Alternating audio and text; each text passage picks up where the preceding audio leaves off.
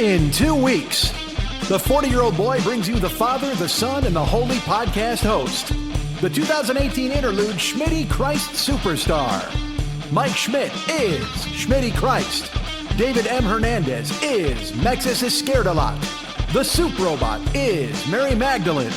Thorgar is Caiaphas. Yeet is Annis. Glory Hole Guy is King Herod. Superfan Geo is Super Apostle Geo. And, as Pontius Pilate, Zombie David Bowie. What's the buzz? Find out July 26th. Available at iTunes and the 40-Year-Old Boy YouTube channel.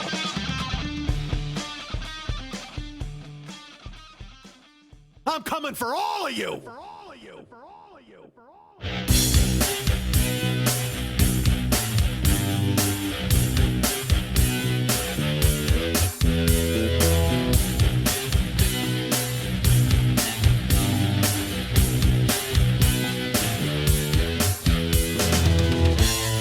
Right now, there's a 15-year-old sophomore in high school who has no idea they're studying nursing just so they can wipe my ass in 17 years. I'm 50 and single. That's a fantastic combination. I'm going to spend my golden years dating a handful of spit and a jug of Astroglide.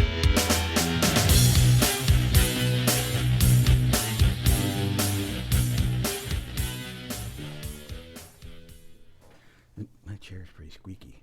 It is a squeaky chair. Yeah, listen to that. I can't help. I do a lot of stuff in this chair. I got a stiff back Nazi chair, so I mean, I respect you because well, I gave you this chair to begin with. Well, that chair because I can't fit in that chair. It's a squishy chair. No, I think this is what is doing you wrong. Yeah, because I'm a house, so me and try to squeeze. It's like it's trying to put like 40 plums at a 20 plum can. All right, so where can you get it? I don't know where you can get a 20 plum can. I can't. By the way, 20 plums. Where are you going to find 40 plums? Hey, what's happening? Mike Schmidt, 40-Year-Old Boy podcast. See what I did there? I recorded a little interaction with me and my friend before the old show there. So you could go to yourselves and think to yourself, well, is Mike going to have a friend this week? Of course he's going to have a friend this week. I'm in the, now look, here's the thing. I used to be in the basement. I used to be in the cat house basement and telling you, hey, there's a sump pump in the background. Mm-hmm. Now, I'm in the loft. I'm in the cat house loft. And the only thing you're going to hear in the background is his beautiful daughter chewing because she's making food in the kitchen and she might be picked up by the microphones. Although, I don't think so. There's a good chance nothing's picked up by the microphones because he and I have just spent motherfucking 17 fucking hours trying to figure out how to fuck to plug shit in. Jesus Christ, splitters and audio midis and fucking two girls, one cup. Holy shit. What did we had aggregated sound devices. I don't know. And I saw them at Coachella, and I liked them, but I don't want to deal them now. Aggregated sound devices was terrific at Coachella. But we're doing this, and it's like we're trying to make a show happen, and there's mono, and then there's stereo. Dudes, I don't know a fucking thing. And look, there's nothing more boring than hearing me talk about how to put the fucking show together or talking about smacky sounds out of my mouth. But now I know I got a better mic protector because I'll tell you what, Mex said you're all liars because he can fucking hear everything that I said and I can hear. All the spitty and smacky. You're very smacky. That's our friend Mex. We are here. We're in Chicago. I flew into Midway Airport this morning. Now, there's a few things we've got to cover. There's a few things we've got to talk about as I stare at Joe Louis on the wall. Where? That's not Joe Louis. That's Sugar Ray Robinson. That's Sugar Ray Robinson. Okay, well, I don't have my glasses on. Black Boxer as I stare at Black Boxer from the 50s, and I don't mean a doggo. What if you had a dog on the ball? A Black Boxer dog from the 50s. Joe Louis is from the 30s. Well, no, actually, here, that's the problem. I saw him in the 50s. That's why I couldn't recognize him. When he was 108 years old? I didn't recognize him at all.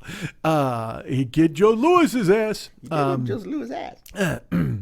So we have new digs, and I don't know if there's going to be a weird thing with the sound. I don't know if there's an echo or a non-echo. I don't know if we sound... Because also, look, I think we're in mono this week. I don't think we're in stereo. I think we both have mono. That could be true. We've been quarantined to the upstairs. Yeah. The basement is thriving and flourishing with life, but they banned us to the top here where we just cough and stare at one another. You're actually lucky because after the basement, I moved upstairs to the main floor where I had my studio. Yes. There's no way the two of us could have fit in there. Oh, no. But I would have liked that because I could have sat on the couch because you had a couch in that studio. I had to get rid of the couch because I needed room for all my toys. The 75 guitars that are behind me? Yeah. So dudes, the next logical step was coming up here. It's like I'm recording this from Michelangelo Badio's palace where he has so many. That's right. It has the feel of a Michelangelo Who's Badio. That? You know who that is. You made fun of him. Oh, the guy with the wig? There is a piece of like lint or hair sticking out of this screen, and it's tickling my nose every time I fucking talk. But I don't want to pull it because I know if I pull it, it'll unravel the whole thing like a goddamn sweater spider web. Yes, no, it's going to be a disaster. Folks, I'm in an uncomfortable spot. Not uncomfortable, it's just different. You know me. Are you ever in a comfortable spot? Probably not. Okay. Certainly that chair wasn't. But I'm in a stiff back chair right now. I had to get, and I'm in no position to be stiff backed, folks. I should be laid the fuck out on a cedar plank like a salmon and roasted because, man, I can't fucking move. And there's a reason. You guys know why. I spent this week in Cincinnati. You heard last week our friend Doug was boiling me a steak. And piling up a giant box of Cheerios. Never got the cheddar bays. I was there for 4 days and never ever once put their hands into dough to make me a cheddar bay. That's fine, I suppose, if you want to go ahead and handle your business that way by entertaining your guests and shunning their needs. But let's pick up where we left off last week. That steak was fucking gorgeous. Oh my God, was it a good ass steak? They sous vide'd the steak and then threw it on the grill. And then he made asparagus and what else? There was a Caesar salad, a Caesar. Caesar? He made a Kaiser Soze salad, which when I bit into it, turned out it was soup. Caesar salad? Yeah, I had a Caesar salad. Right. Look, dude, seriously, I was in the sun all day yesterday. I'm still a little wonky. But here's something I wanted to talk about right now off the top. It's funny. I meant to talk about it on stage in Cincinnati yesterday to see if this was true. But there's no way this is true. Tell me right now, there's no way this is true. Before I even get into the story, confirm that this is not true. I don't know. I demand you to confirm it's not true. I don't think it's true. All right. Last week, because I know I'm going to get hosed on this, and I'm going to look like a dope. Because here's the thing. Over a month ago, I was going to tweet it, and I forgot to do it. Yours truly, Mike Schmidt, 40-Year-Old Boy Podcast, your internet chum, was followed on Twitter by Chuck D of Public Enemy. And I was just like, holy fuck, this is the greatest thing that ever happened. I mean, I was so happy because Chuck D is a genius. And the very fact that I would be on his radar or somewhere in his atmosphere made me I wanted to do a fucking somersault. I felt like breakdancing. So Chuck D followed me, and that was amazing. And I actually took a screenshot of it, and I was going to tweet it and just go, well, that's it. I'm done. I don't need to do any more show business stuff. I'm on Chuck D's radar, and he felt I was worthy enough to go ahead and throw a follow my way, which made me happy. Because you like Chuck D. Love Chuck D. You sure it was Chuck D and not just a guy named Chuck, like Davis? This is Chuck D because it has a blue check mark. This is Chuck D. What's that mean? That means Twitter has verified his identity, and he's the official account. It is Chuck D. From Prophets of Rage and Public Enemy. And he fucking followed me on Twitter, and I was like, yes. You say followed as in past. He's not following you anymore? No, he followed me, so he's still there. I mean, it's just... So he's following you? He's now following me on Twitter, yes.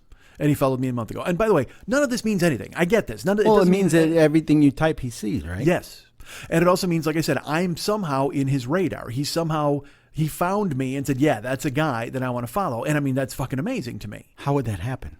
He saw a joke I tweeted and somebody retweeted it and he jumped in. Oh. Or he just said, I've got to find... He still got boys at like different record labels, like Interscope maybe? You trying to get in? I'm just saying. Remember your friend John McClane?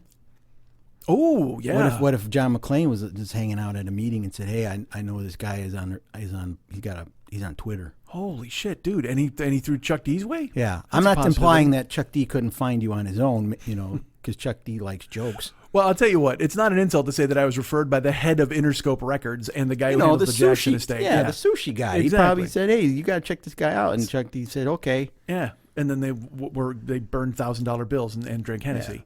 Yeah. He just found you because you said something funny. I don't know. Well, I'm going to go with the second one. Yeah, that's but probably maybe a better John story. McClane remembers me from Sushi Dinner over a year ago. That was a year ago now, I think. Wow. Isn't that crazy? Yeah. I still got that sushi inside me. I saved it. I put it behind my kidney. That was the most expensive dinner I ever had. Fishing net? I can't shit that out. That was like fucking $1,500. That stays. That's a new organ. It just molded itself into like it's like a sushi liver. It's just like next there floating around, taking care of business. Like it supervises all the other. I actually made it the boss of my organs. That sushi just got chewed up, organ boss, and it floats around inside of me to make sure my kidneys and my liver are doing their goddamn job. You can't hold this in. No, I can. It stays. That's not right. Healthy for you. And it's shaped like a dollar sign, and it just floats around. Just a bunch of chewed up sushi shaped like a dollar sign, floating around, supervising all the other organs and making sure that they're doing business. And actually confused by the fact that there is no stomach in there, because I didn't realize that I had fucking Mangala cut my stomach out in 2005. Actually, doctors, what was his name? Zachariah? No, that seems weird. I went to an Amish community to get my surgery. Gave you some noodles. He dropped a whole beard in me. That's also lurking. Gave you a barn. fucking, they had a Schmidt raising. Like the whole community got together and pushed me out. Get him up. Let's go. Get him up. Get the ropes. All right. So the Chuck D thing happened. So that's why I'm saying this next story isn't exactly implausible. And yet I know I'm getting catfished in some weird way, but yet I'm also falling for it. Oh, okay. Okay. Last week, we did the show where I got to boil the steak, whatever the fuck. And then I get a note on Twitter from someone, and it just says, "Great show about Paul McCartney and The Walking Dead this week."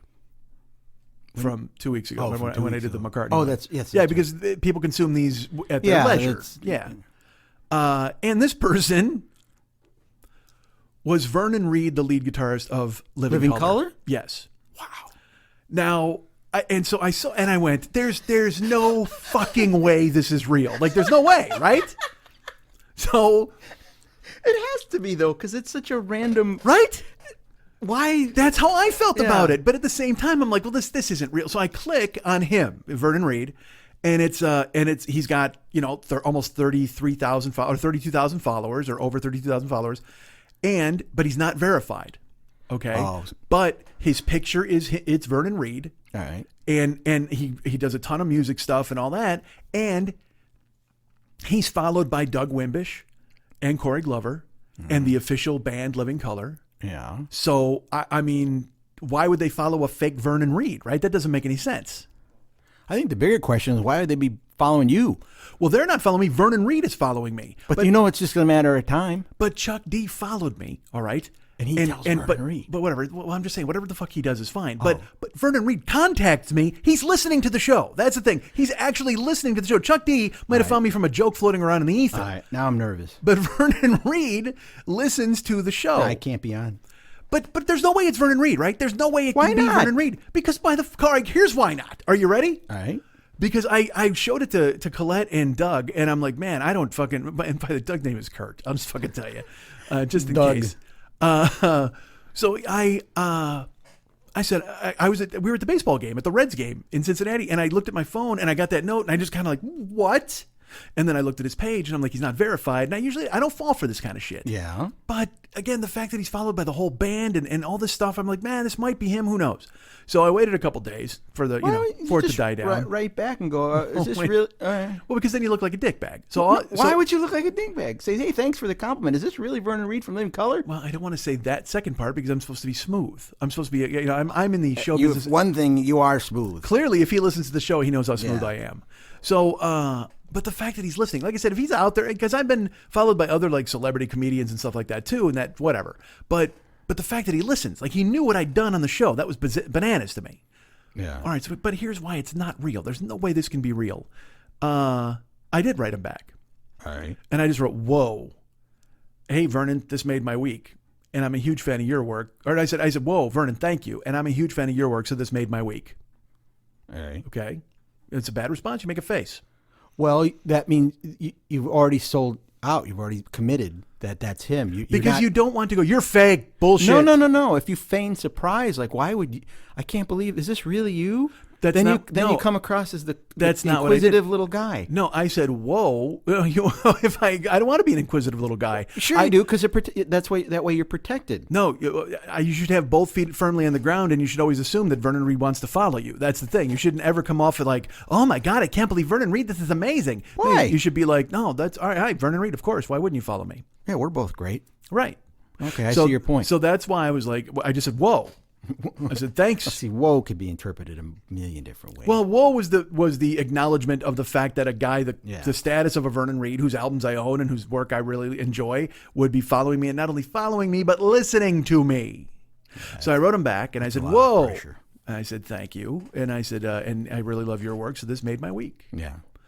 So here's why it's not true. There's no way this can really be Vernon Reid, despite the photo. Despite all of the other band members, I actually like the idea of the other band members following a fake Vernon Reid, believing it's really Vernon Reid, but Vernon Reid never telling them that he's not on Twitter and letting them assume that they're following the real Vernon Reid.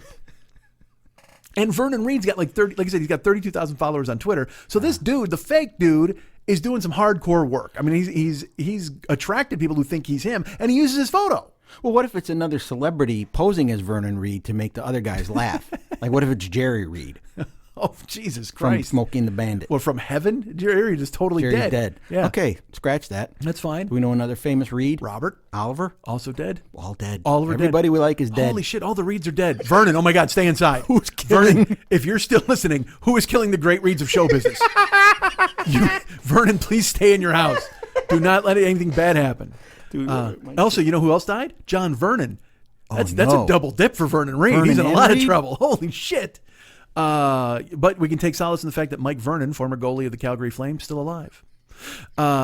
Anyway, Vernon, here's the thing. If you're listening, no, you're not listening. I'm not addressing this to you. I'm sure you're listening. But here's why he's not listening. Okay. Because he writes me back on Twitter. Yeah. And he never says, ha, I am the true Vernon Reed, which you would expect him to do. Of course. But instead he writes, and I don't have it in front of me, but I'm going to paraphrase. My blueberry pie Schmidt eating pie out of your skull t-shirt is my favorite possession. All right, now somebody's... Right, he's phony. Yeah. Now he's phony at that point. However, I can dream on it. I can dream that Vernon Reed is wearing a skull pie t-shirt, because the best part about that would mean that Vernon Reed has been here with the show all 10 fucking years and bought the goddamn shirt. Or I have to think of the flip side of this coin.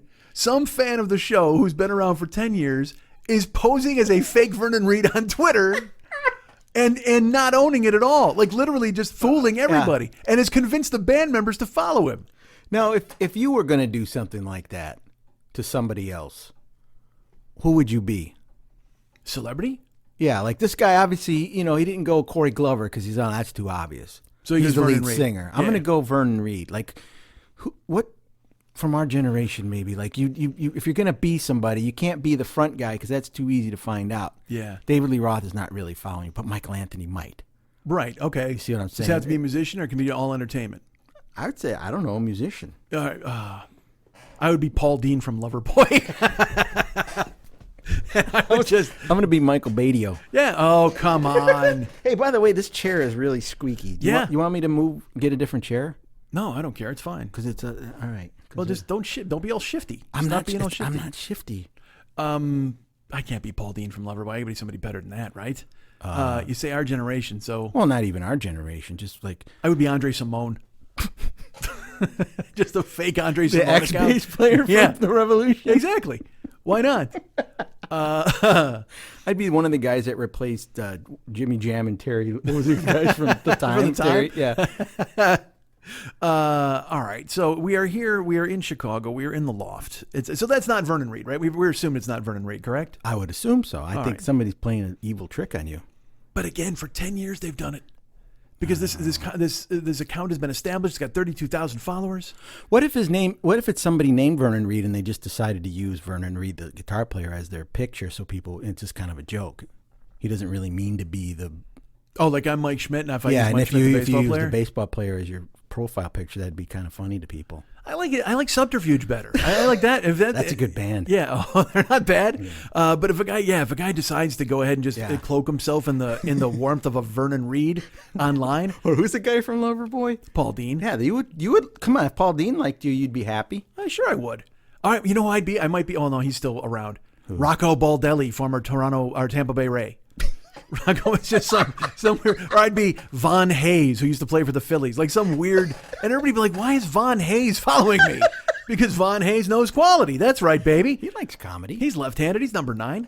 All right, so here's the deal. We're here, and I can't move. I can barely fucking move, folks.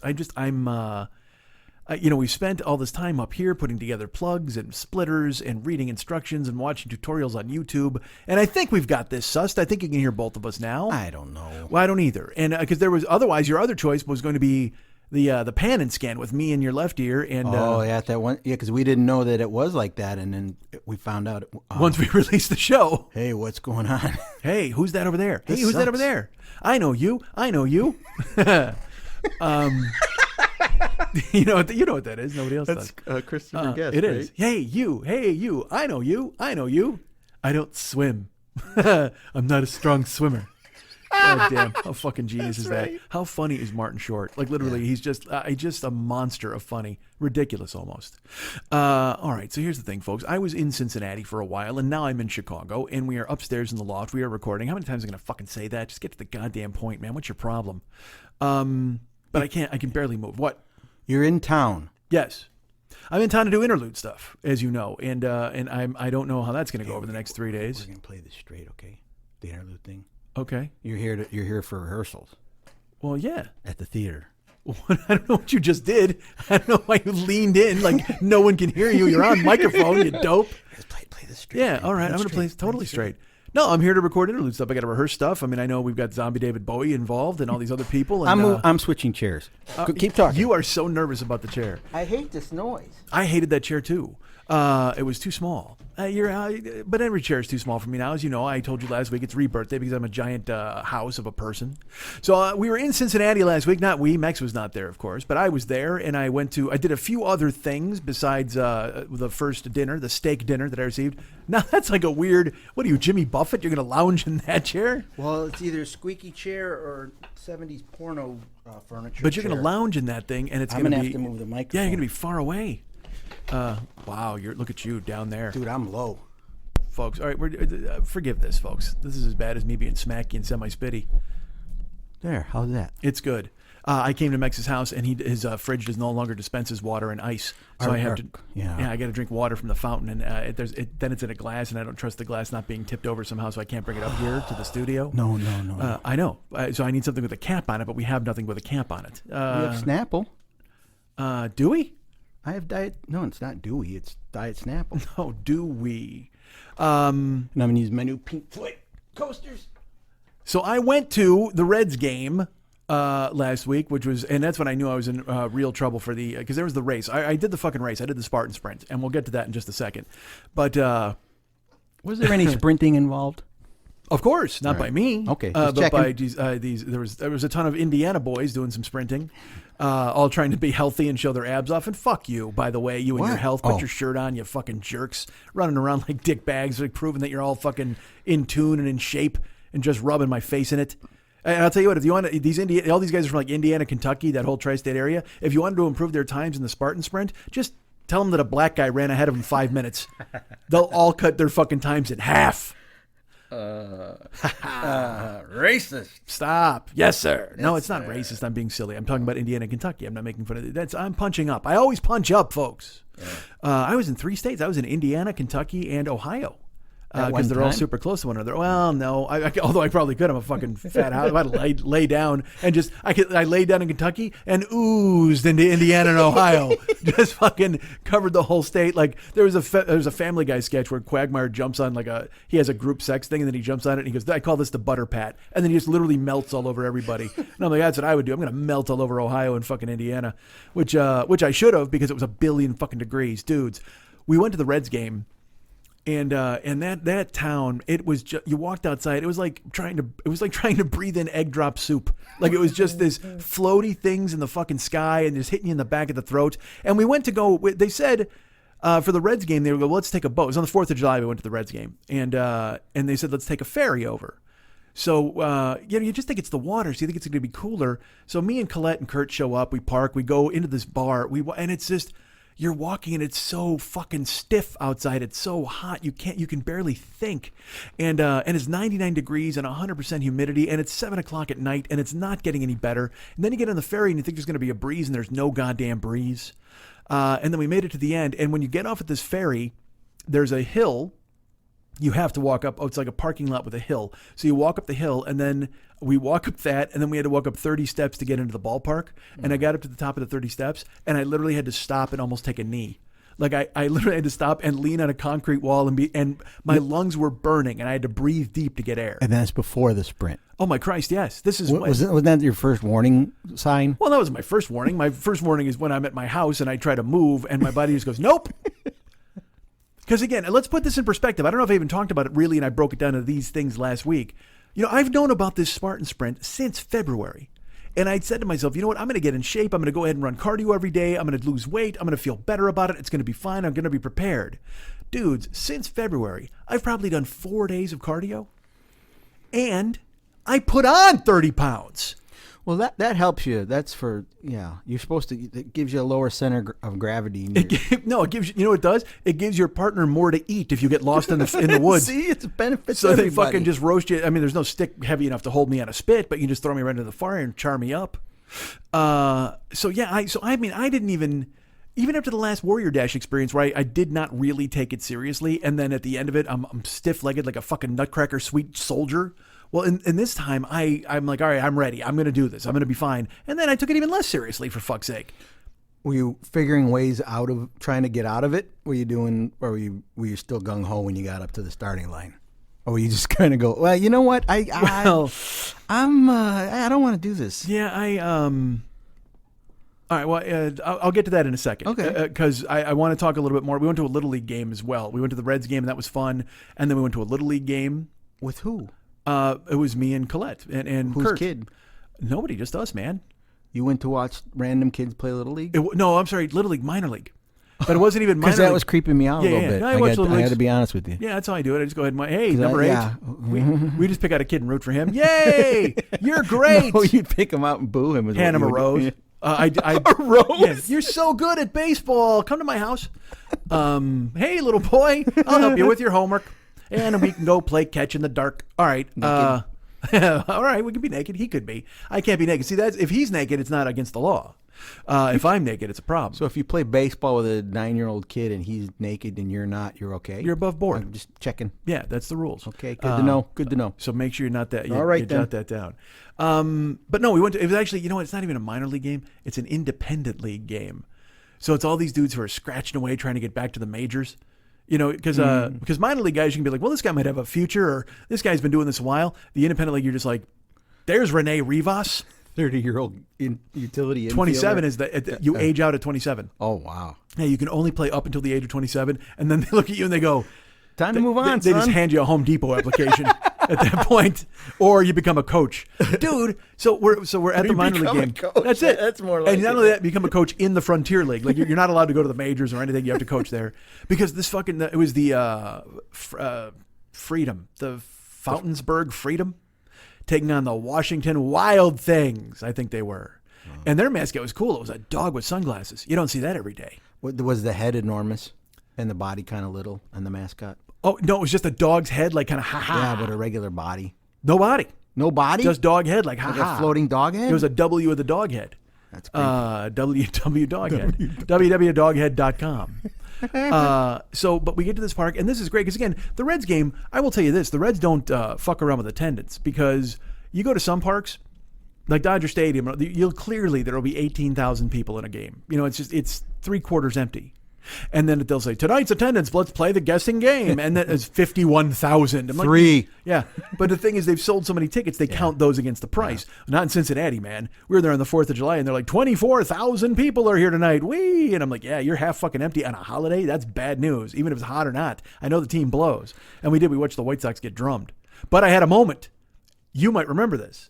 Remember in spring training when we went to the Sox game? Yeah. Okay. And I had all that Italian ice? This is actually from 2 years ago. Oh, no, that was the year before. You had a bunch of Italian ice this year. Yeah. 2 years ago, we went and saw the Sox play the Padres at night. That's right. Okay, and the park was empty. Yes. So it was just us, basically, and it's the UN of Evil all down the third base line. I remember. And the White Sox third base coach was Daryl Boston. Yeah. And every time he would he'd come back to the dugout, we'd go, Daryl Boston. And we'd chant for Daryl Boston for no reason whatsoever. Like none. At all. And then finally, it was like just before, because we were doing it during the warm-ups, and then he came up for the first inning, and then in the second inning, he's walking to the dugout, and we did it again, and he stopped, and he pointed at all of us. Yeah, and he said, get those guys out of here. No, he loved us. He waved, and he pointed. Like, yeah, that's right. I'm fucking Daryl Boston. I'm Daryl Boston. Yeah. So sure enough, guess who the third base coach is for the White Sox? Yeah. Carl Yastrzemski? No, Daryl Boston. Awesome. So he, in like the fifth inning, he stands up, and like, you know, there's people playing. I did not. I was gonna say, if you did that. I wanted to, but that's from 2 years. I remember you. Right, but here's the thing he did. Oh, okay. And he pokes his head out of the dugout and kind of gave it like a head on a swivel look around, and I was directly in his eye line, because we were right behind the third base dugout, about 15 rows up, and he kind of looks, and he looks at me, and I go, Daryl Boston, and he just. He waves and he points at me, and I just look at Colette. I go, he absolutely remembers me from 2 years ago. And she goes, That's the same point. Yeah. And then the next day, Daryl Boston followed me on Twitter. just from the game, he knew who I was. I like that guy. That Schmidt guy, he's awesome. I like this. 2 years, 3 years, I don't care. I'm gonna find crazy. him. He's probably following me just to find out where I won't be, so he can go there. But then we watched the Reds game. Like I said, it was hot, and I had look. I eat weird food when I go to a ballpark, and yes, it was rebirth day last July 1st, and things have been held in check. But if you go to a ballpark, it's like a magic space. That's not check. Anything you eat in a ballpark doesn't count. It's very you don't even put on the weight because it's a magical place. Did you see Field of Dreams? Yeah. Burt Lancaster choking down a corn cob and eating 40 pounds of sausage, doesn't die. James Earl Jones eats a 40-slice pizza, doesn't die. Okay. Kevin Costner kidnaps those old men and throws them in a van and takes them to Fenway Park for no good reason, and nobody dies. The only person who dies is Costner's fucking skinny-ass daughter who falls off the bleachers. That's her own fault. I tell you what, if she's anchored to the bleachers by a giant fucking sandwich, she doesn't go anywhere. Everything's fine. I don't know. You know why she fell? Why is that? She was choking on a hot dog. She was choking on a splinter. That's true. She was choking on a hot dog. Yeah, man. But the fall's got to dislodge that dog, right? Doesn't she? No, it further lodged it in there, and Burt Lancaster couldn't go back because he crossed over the foul line. That's true. That really could happen. So I think your whole food thing is a distorted perspective, man. You're out there. Well, I didn't go crazy. I mean, at a ballpark, there's a million things because they also had Geta fries. Ghetto fries? Geta. Oh. There's a delicacy. I'd rather have ghetto fries. Well, no, brace yourself. When I go to this joint, because ghetto fries are good. We actually have those. They're called disco fries. They're called all sorts of different fucking things. Okay. I thought we made some cool thing up. No, it's disco fries are kind of like it's almost like an American poutine. So I would assume ghetto fries are the same thing, but it's just paid half of what the disco fries are paid. I see. So I was told by Colette, because like I said, when I was in Pennsylvania, I tried to find Scrapple to choke down. And in Cincinnati, I said I wanted to have spaghetti with chili on it and cheese at the Skyline or the Gold Star, one of those places. But also, Colette's like, well, there's a thing you got to eat here called Geta. And I was like, I don't even know what could that possibly be. And she's like, is this before July 1st or after July 1st? It was after. Because July 1st was Sunday before I even flew to Cincinnati. Oh. Yeah. But Geta is like a breakfast sausage, but it's unique to the region. And it's basically pork, onions, oats, bacon, pork, onion, oats, salt and pepper. Oh. And they mix it up and they make it into like a patty or something. Because again, Geta sounds weird. Because I'll tell you what, I had to clarify this with Colette because I said, well, are we talking about? Is there a chance we're talking about Lisa Geta, who I went to high school with? Because I'll tell you what, I will eat the fuck out of that. Don't kid yourself. I wanted to the whole time I was a kid. Her locker was right next to mine, and every time Lisa Geta, she was like hidden hot. She was one of those chicks. You were into the hidden hot. Fuck yeah. Well, because there was always, there's always Mary Bailing. Everybody knew who Mary Bailing was. But if you saw, who Lisa Geta is? She was the Marky Post of our high school. What does that mean? It means you got like the Heather Locklears and the fucking Pam Andersons and all. They're out there. That's the Bailings. That's the Dwanches and people like that. That's the They Macs. draw the big crowds. Right. That's your Debbie Mack. It's all those people. They get they're hot and they get all the men. But then there's that underpool, like the Sharon Brains and the fucking Lisa Getas, who were class of 83 and seemed attainable and hot. Like Sharon Brain was literally the real life equivalent of the hot scientist girl who takes her glasses off and you go, holy fuck, and you stab your dick into a wall. I mean, she was just sounds about right. Sharon Brain had just this huge rack, and I only worked on the fucking newspaper because I wanted. That's right. Did I ever talk about that in here? No, actually, saying it out loud makes it sound stupider. When I was a crack reporter, I actually worked on the. I talk about that on here. You didn't work on no paper. I worked on the fucking the Raider Gazette, Raider Review. That's what it was. Because I talked about it on here because I wrote. Because literally, this is why I took this fucking job, because Sharon Brain worked on the paper. Yeah. And I took the sports beat so I could cover Lisa Geta playing badminton. And that's not a joke. Dude, and I wrote, my headline, and they left it in, was Badminton Babes Back Bopping Birdies. That was the headline of my article. Ooh, you're burying me. I don't think so. Okay. Well, I'm talking. I mean, okay. I want to make sure your machines, your things are running all right and everything's cool. It's fine. And we're Wait, really... I've heard that before. I must have told that on the show because I heard that headline that you said that. I wrote for the paper. I wish I could find those articles. I forgot we even had a paper. The Raider Review? I couldn't wait for it to come out. isn't that where people like wrote gossip and stuff about each other? Yeah, who was it? There was someone who, like, wasn't Raider Rose or Raider Joe? Those went up in our yearbook. Dudes, get this. This totally fucking happened. You know what? You got the yearbooks, right? I have our yearbook. We have to. I want to scan it. Because for some reason, I don't know. I still don't know who they were. It was like, you know how they had the rows of people, and like, there's Kim Pavlik and blah, blah, all these names, people that I probably shouldn't mention. But I mean, and they're David Hernandez, Mike Schmidt, and it's all alphabetical. But then all of a sudden, our senior pictures you're talking about. No, this is like junior or sophomore year. It had Raider Joe. Oh, and they had a picture of a normal person, but they put a smiley face over him and didn't use his face. Was that to even out the probably the columns rows? and the rows? They didn't have enough people to fill out an even. But that's insane. Because literally in our yearbook, it's the equivalent of when you don't put up a profile picture. Yeah, on Facebook. they never made a reference to it. Yeah. There was Raider Joe and Raider Rose, and I think they were in two different classes, like to straighten it the fuck out. But then they were real people bodies, but they put a fake fucking smiley face, Clutch Cargo face on them. That's right. That's not in our yearbook. It's not in class of '84. It is not in our senior year. No, that's what I meant. I only have that. What? How do you not have the others? Those are the best ones, dude. I didn't actually go to high school until my late senior year. Well, it's because you had two jobs. Yeah. you were at the Morgan the movie theater and the truck stop. There was nothing you could do with much. yourself. To keep the electricity on. Yeah, why not? Yeah, we had hey, look, we all live under this roof. We're going to make sure we keep ourselves under this roof. Let's go ahead and pitch in. I know it's completely cliche, but you're going to have to get another job. What? I'm 18. I'm studying for finals. I want to be somebody. And look at you now with a loft with Joe Louis on the wall. Not just Joe Louis. I got all kinds of stuff. I got prints. You got Val. I got the Frazetta painting. You got an axe. I got my battle axe is finally hung up there. Oh, Jesus. You know how long it took to find space for me to hang my battle axe? Lisa Guetta was so hot.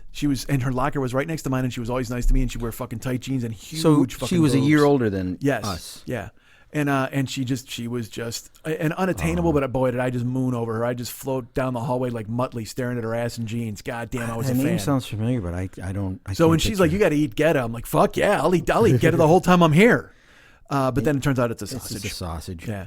But I didn't get any at the parks. They had Guetta fries. But what I had at Riverfront Stadium, what I had at the baseball game, what I had was I Googled it to find what was weird. And that's what you do when you go to a park. You're like, not after your rebirth. It's one thing. Because also, look, I didn't eat all day. I didn't, that's the thing. I do intermittent fasting. Matter. It does matter. It's intermittent fasting. Look, I don't think so. No, look, going forward, I know what to do. I can have one yogurt a day. I've been told one banana a fucking day. I got to have a shake. I got to eat steak. I got to eat protein. I know what to do. But I'm going to have one sandwich at the fucking ballpark because, I hadn't eaten. I had the steak the day before. So then the next day I didn't eat until we got to the ballpark. And at the ballpark, I had a fried garlic bologna sandwich. Now, Jesus. And that's straight protein. Don't kid yourselves. We had to go find it. We had to go search for a stand that sold it. And it was a reasonable price. It was only $8. Oh yeah. But it was on like just a bun. And then I said, well, what comes out of it? They said a spicy mustard. And I said, well, I don't understand. Could you explain that? She said, that's a spicy mustard. I said, okay, I know what that is. So she went with spicy mustard, and then she goes, and we'll get grilled onions and peppers. I go, do it. Now, I should have been clued into this. There were 5 patties, like 5, because it wasn't thin bologna like you get at the deli. It was that big hunk, like on the end. They just fucking shave it off. Bologna's awful, dude. Not real bologna. Fake bologna like you get in like the store. bologna? Yeah. Full of bologna? That bologna's bologna. I hate but if you get real bologna. Is it actually bologna then? Oh, perhaps. You got to use the real name, the rich guy's name. You drop your monocle in your sandwich right in the spicy mustard. I disapprove of this whole story. Well, you're incorrect because, Okay. well, first of all, I will tell you this. The idea was good. My heart was in it. So, and I will tell you this, Colette also, who was in training for a big race, was easily susceptible and talked into getting the bacon macaroni and cheese, which was right next to the garlic bologna sandwich at the same stand. So if your friends jumped off a bridge and you would do the same thing? You would jump off the bridge as well? That's a question for Colette because I was getting this fucking sandwich no matter what. I got to talk to Colette then. Yeah, and then because I brought her over there and I was like, hey, they got that mac. I was like, I wonder if I should get the mac and cheese as well. And she goes, I'm getting the mac and cheese. And I'm like, all right, good. I don't want, because again, my fat head wants to order a bunch of shit, but I'm going to take one bite of it, 1 or 2 bites. So that's why I was like, well, I'll eat the sandwich. Maybe I'll have one bite of mac and cheese. But then she got the mac and cheese, and I was able to have one bite of it. But then I got this fried. But here's what I said should have been my tip off. There were like 6 patties of the bologna on the griller, on the cooker. Nobody else was ordering it. Nobody at all. I mean, I think those were because I even said to the woman, I go, they all died in the parking lot. And then they chopped them into the bologna pieces. That's what they made. The bologna's people. So I just went, hey, is this a thing? Like, should I get Is this a thing? I want to know if it's good. What are they going to tell you? Nah, this sucks. Don't eat this. Literally, Anthony Bourdain wrote in his book, he's like, your waiter may save your life. Yeah. He goes, be good to your waiter and ask him questions. And he goes, and if you're nice to him and you're treating him well, then he might say to you, hey, maybe you don't get the seafood salad today because it's been hanging around since fucking Thursday. Yikes. And your stomach's going to snap shut like a goddamn bear trap. So I said, is this a thing? Is this something I want? And she goes, well, I haven't tried it yet, but everybody seems to like it. And I go, okay. She goes, but I haven't sold any today. I'll be honest. I go, all right, well, I'm it. I'm taking your bologna virginity. Let's do this. So she break my bologna cherry. She slaps it all on the bun, and she goes, "You want any onions and peppers?" I said, "Of course." And then the spicy mustard, and then we went and sat down, and I ate the sandwich, and I gave Colette a bite, and I had a bite, and these things are never as good in practice as they are in theory. Well, you're very swept away by the concept of things, and they never live up. They never live that.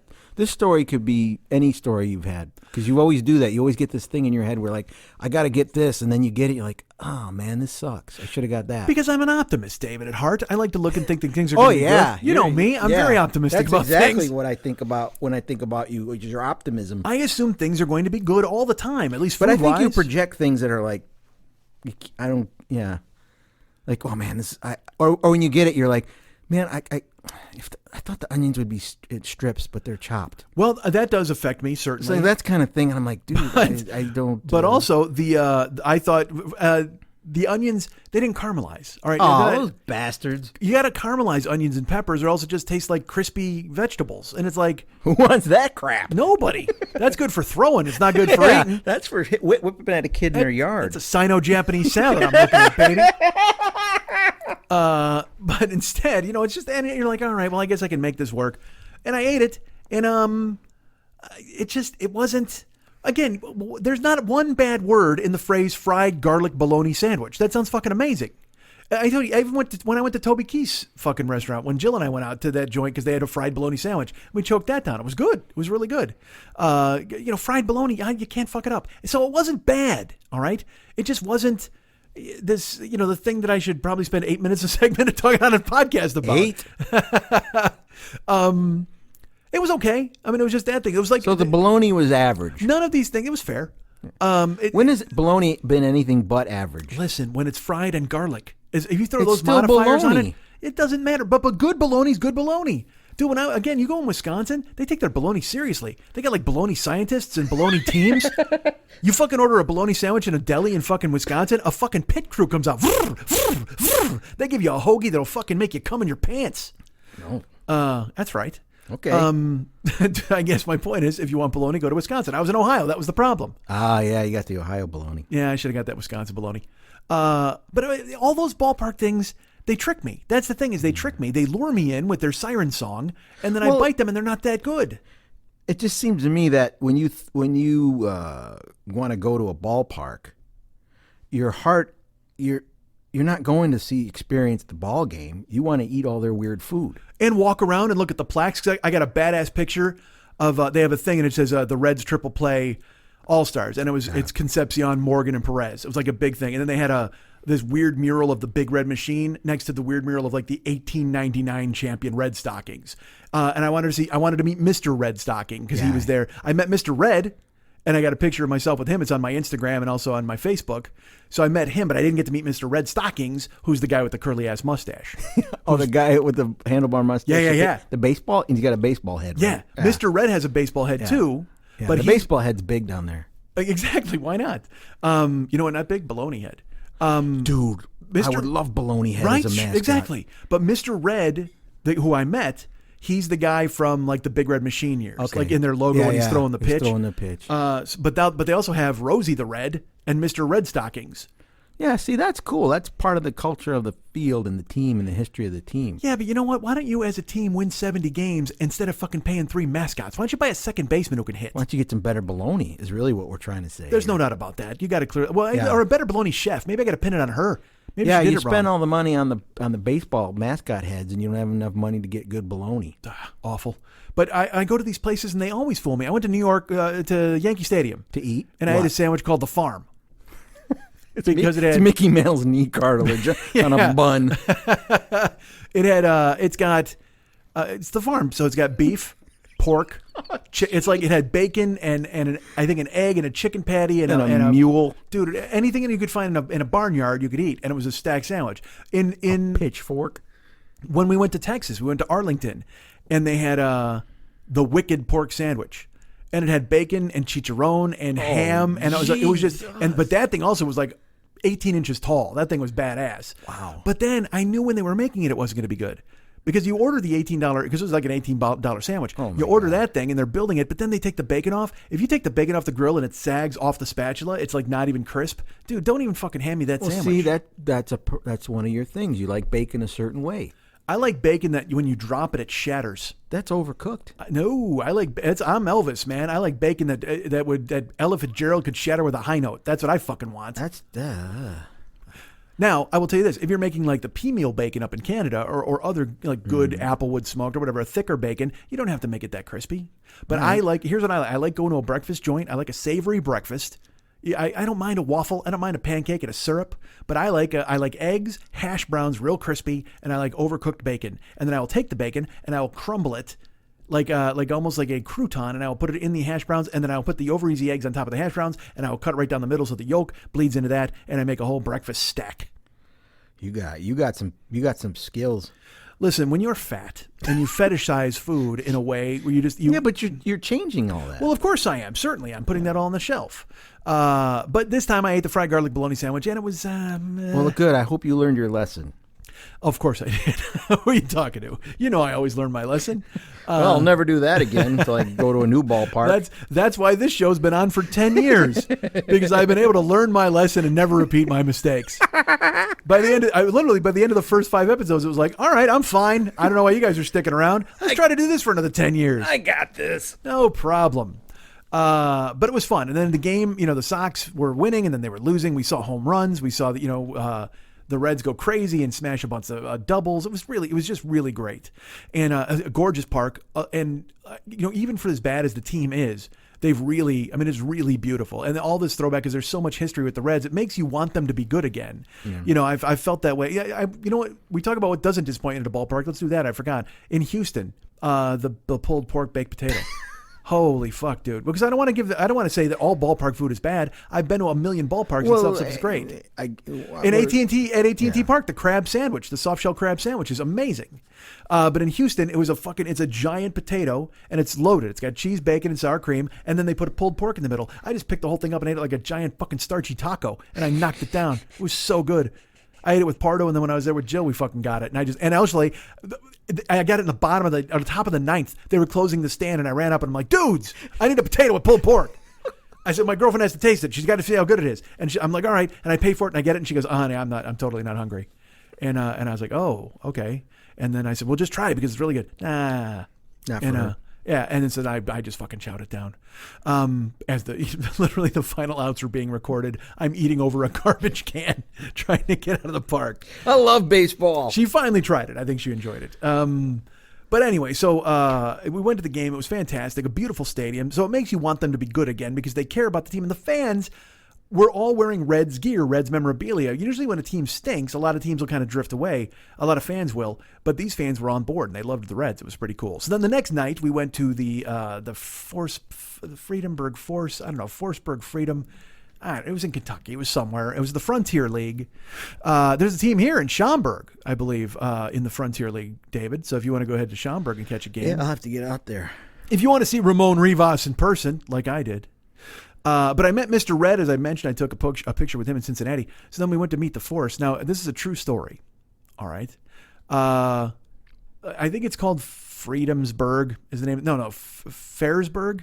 I don't fucking know. You had the Freedom Burger? Yeah. No, I did not. We'll get to that in a second. All right. But but the town is called like Forsberg. All right, we'll call it that.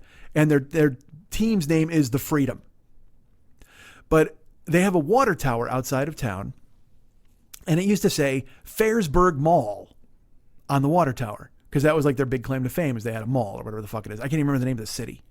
But then they had a dispute with the mall. I was informed this by Kurt, and the city was like, the mall's like, well, we don't want to pay that much to sponsor anymore. They go, we're just going to take you off the fucking water tower then. And they're just like, oh yeah, I'd like to see it try.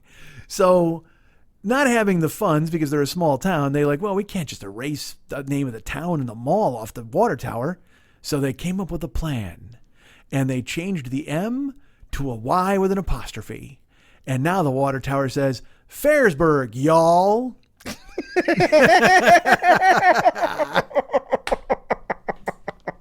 And I'll tell you what, they told me. Who are you talking to? Y'all. Y'all. Oh. They told me that story. And then when I saw the water tower, like I'm betting this. I am betting there has never been anyone more pleased with themselves than the mayor of that fucking town when he gave the go-ahead to change it to y'all. He thought he had hit upon the genius solution. Fuck the mall people and stick to the country. I mean, he thought he was a genius. Water tower sketches all over his desk. Oh my God, he couldn't wait. He could not wait. And I love the fact that there might have been a board meeting or something, and like, hey, we're going to go around the table. Johnson, what do you think? Stall? Get out of here, Johnson. You're fired. Finally, one guy goes, y'all? Oh, my God. Promotion. But their water tower says that. So we get to the game, and they told me they used to have, different mascots, whatever the name of their team was. Finally, now they have, their mascot is the water tower. And sure enough, on the back of his head, it says Fredericksburg, y'all. But we got to this park, and it was, again, totally different from the Reds because it's a Frontier League game. They got blow up, bouncy castles and slides, and they got to appeal to families and shit like that. So we go into the park. They had different food in different places, and it was that thing you walk and you spin a wheel, you win Airheads candy. It's a completely different atmosphere. But we had like front row seats behind the dugout, and they came out for the national anthem, and the Freedom lines up. And they line up on the first base line. And I look and I just go, oh. And I lean over to Colette and she looks at me and I go, midget. And she goes, what are you talking about? I go, the Freedom have a midget. They have a midget. And she looks out. And there's literally, because they're all lined up. I have a photo of it. I should put it up. They're all lined up. It's baseball players in uniform. And then there's just Wee Man, just lurking there. This total fucking wedding cake topper. Coach or player? Oh, I don't know yet. Was he in the stripes? Is he in the uniform? No, Stirrups? he's not. But I don't know if he's injured or what. But he's just. IR midget. Well, I texted you immediately, and I'm like, dude. I said, fucking midget on the Freedom. I said, if he does not pinch hit, I'm going to storm the field.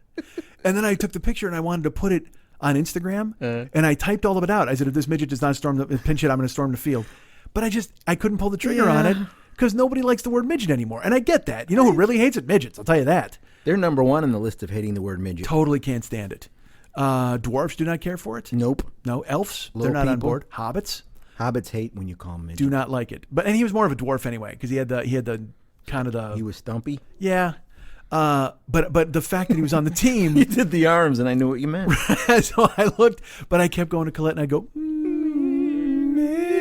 midget. And she's like, I have to live here. I go, I know, but isn't it great that you live in a town with a midget on a baseball team? And she's just like, oh my God, stop saying midget. Please stop saying midget. And then there was a player on the team.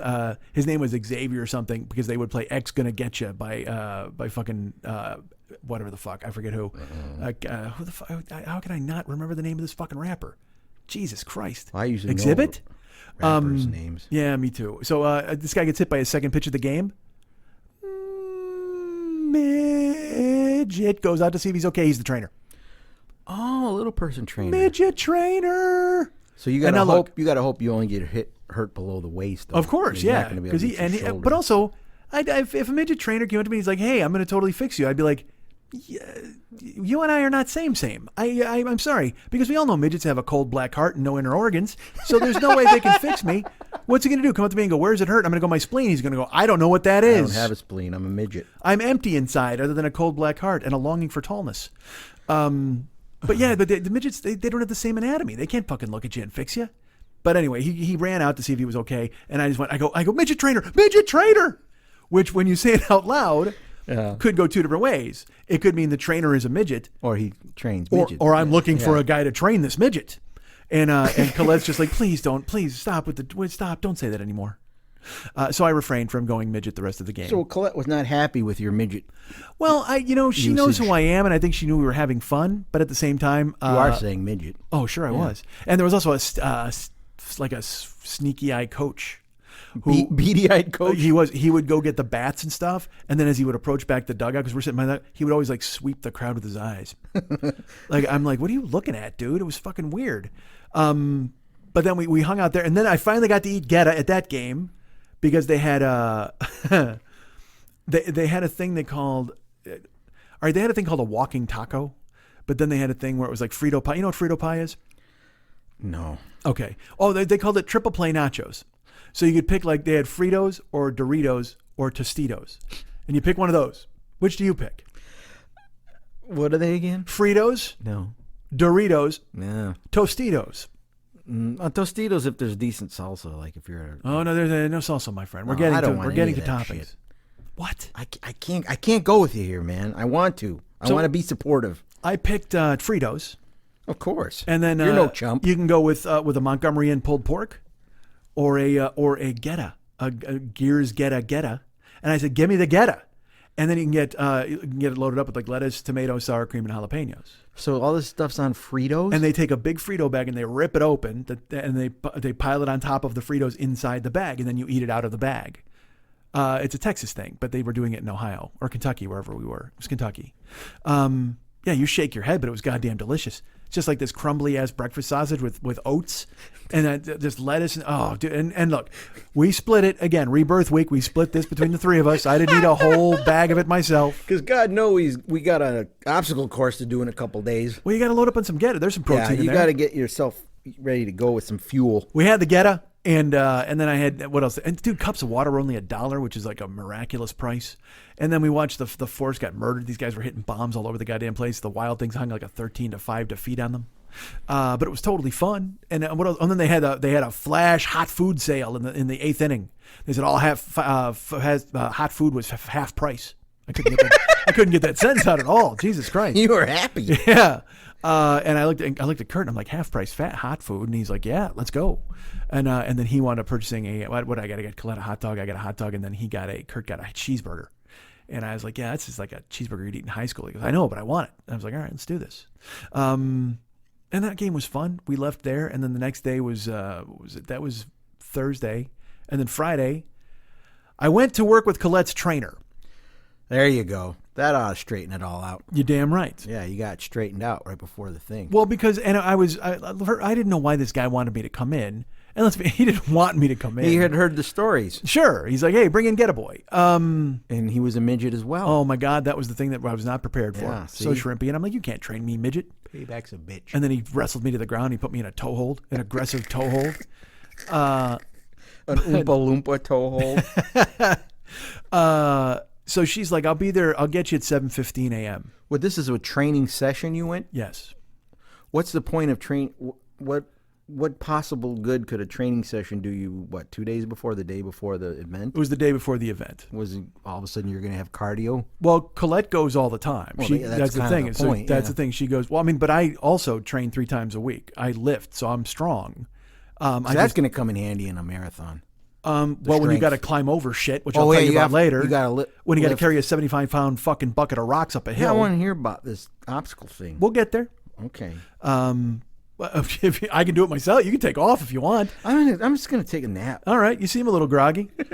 No, it's because I'm sitting in this chair. Yeah. Yeah. You got. I got the Lemmy mic going here. Yeah. So I went to this training session and I got there and it was the kind of, you ever go to like a business center and there's a training place in it? You ever do that? You like walk in and it'll be like, there's a dentist's office and then there's like Pat's Pilates, come in and sweat. Yeah, it's like all part of one big complex. Which is weird. Yeah.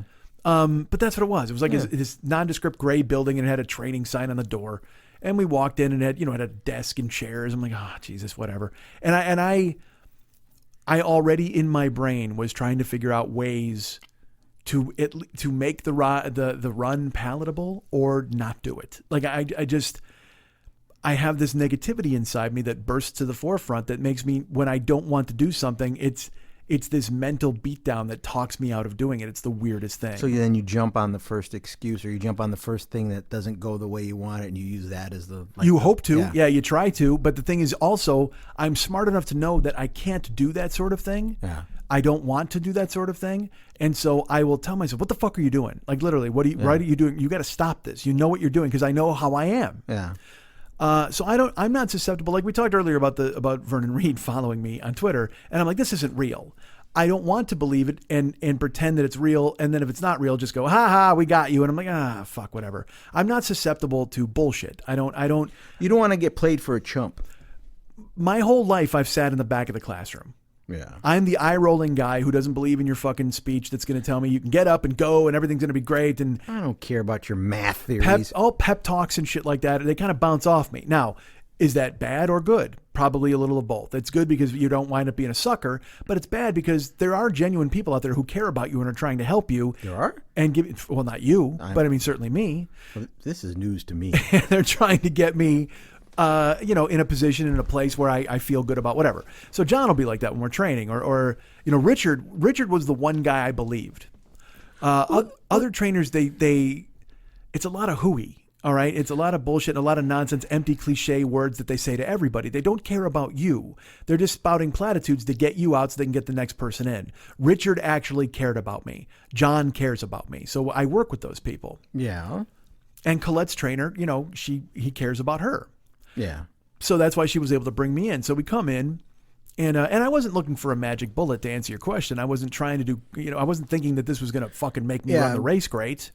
But I was in town to hang out with Colette, and she made the offer. So I was like, yeah, of course, I'd be happy. She asked me if I wanted to go Wednesday, and I could not, because I flew in Monday night. And I talked about this in the show last week. I wound up fucking up my arrival time. So I flew 3 fucking planes. And by the time I got to Cincinnati, I felt like I had been mailed there. I mean, that's how fucking stiff I was, dude, from sitting up and sleeping in the airport and everything else. So Tuesday, I slept on her couch. I did the show. And then that night we had dinner, and she's like, hey, you want to go to the gym in the morning? I really can't. Like, I got to go sleep and try to reset my whole fucking clock. So I couldn't go Wednesday. So I go, well, you got to go Friday, because I'd passed on it. So Friday, she picks me up at 7:15. And I had gotten to sleep. I think it was around 2. So but I knew I was just going to come back and go to bed. Oh no, bullshit. I apologize. The time got away from me because I had my laptop open, and I kept looking at the clock, and I'm like, all right, I'm good. All right, I'm good. All right, I'm good. Because the time, I was like, all right, well, I'll go. And all of a sudden I looked at my laptop, and it was 12:30. I'm like, all right, well, she's going to be here at 5:15. That gives me about 4 hours, 5 hours of sleep. Well, I forgot there was a 3-hour time difference. So it was 3:30 in the morning. So she was going to be there at 5:15. So I went to sleep as best I could, and then she showed up. I went down at 7:15, and I went to the trainer. We walked in, and he came right out, and he introduced himself to me, and he's like, all the way from Los Angeles. He had a drawl, which immediately then you're just like, this guy's dumb. Hey, how you doing there, Michael? Nice to meet you here from Los Angeles. And he's a former competitive bodybuilder, so he's big and he's in shape, and also he's a bright. It's fucking 8 a.m. Yeah, and he's a bright light. He's immediately with the I hate those kind of right, fucking right. But he comes out and he starts with, all right, well, we're going to get you stretched out. We're going to get you a little workout here before tomorrow. You ready for tomorrow? No, I'm not. All right, well, that's okay. We're going to get you ready as best as we possibly can. I know Colette's ready. Colette, are you ready to do this? Colette, are you ready to come in here and get a workout? Let's get in here, Colette, and let's get it done. And we went into the room. And he punched you in the stomach. Which would have been fine with me. Then I get fucking Houdini and I get out of the run. I can't get up. But he was training, in addition to the two of us, there's a Phyllis who was there. Phyllis was training. And then there was a woman who I can only describe her physique as being, I think it was Olive Oil from the Popeye cartoons, possibly. Cool. She was like Color Forms woman. You could read through her. She was totally skinny. And I went to go do the training. And in the training, all he wanted to do was stretch us out. Yeah. And he wanted us to be as limber as we could possibly be and work on muscles. But when I go to the gym, I hate when I do anything that's not lifting weights. Can I just chime in here? Sure. What's the point of having a trainer, a personal trainer, if you're not going to do what they want you to do? Okay.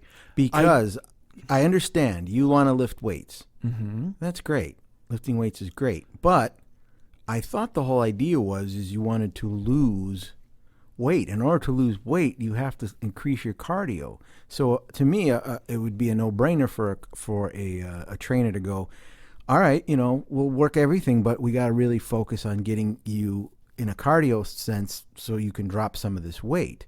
Lifting is not really going to affect that. Why would you want your trainer to not do his job?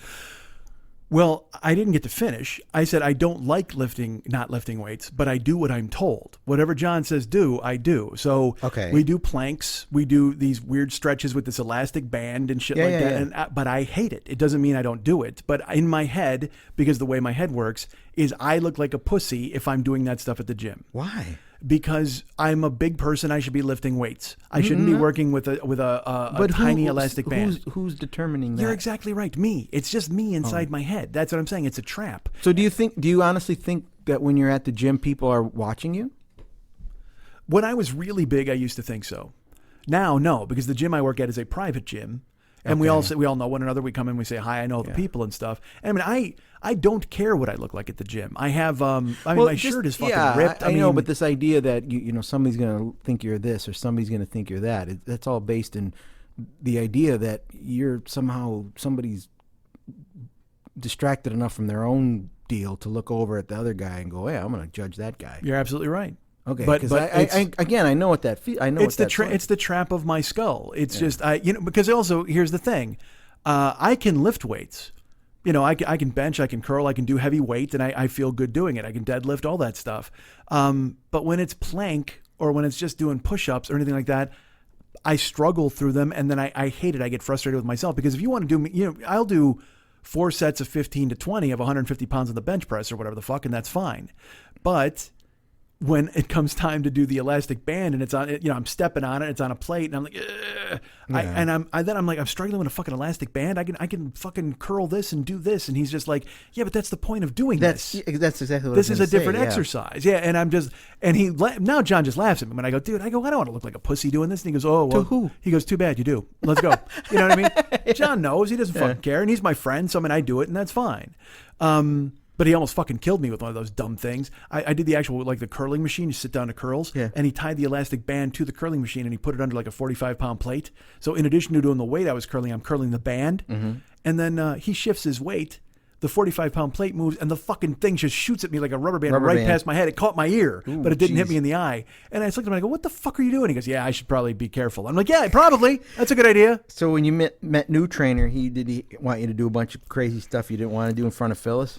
Yeah, he wanted me, because again, he wanted you limber for this thing to get your muscles right. So out. he wanted me to do like hi-ya-yas, and he's like, all right, you're going to lay down now, and you're going to stretch, and you're going to breathe, and look at the ceiling, and in the of course, in the beginning, I come in. I want to lift weights, man. Well, I'm a cynic. Well, they had weights there. Yeah. I mean, I didn't know if he was going to put me through that or anything, but I did what I was told, and about 10 minutes into it, I was like, this guy's fucking great. Yeah. He doesn't know me. Yeah. But he's showing just as much attention to me as he is to everybody else. And I pulled him aside, actually, finally, after the first 10, 15 minutes.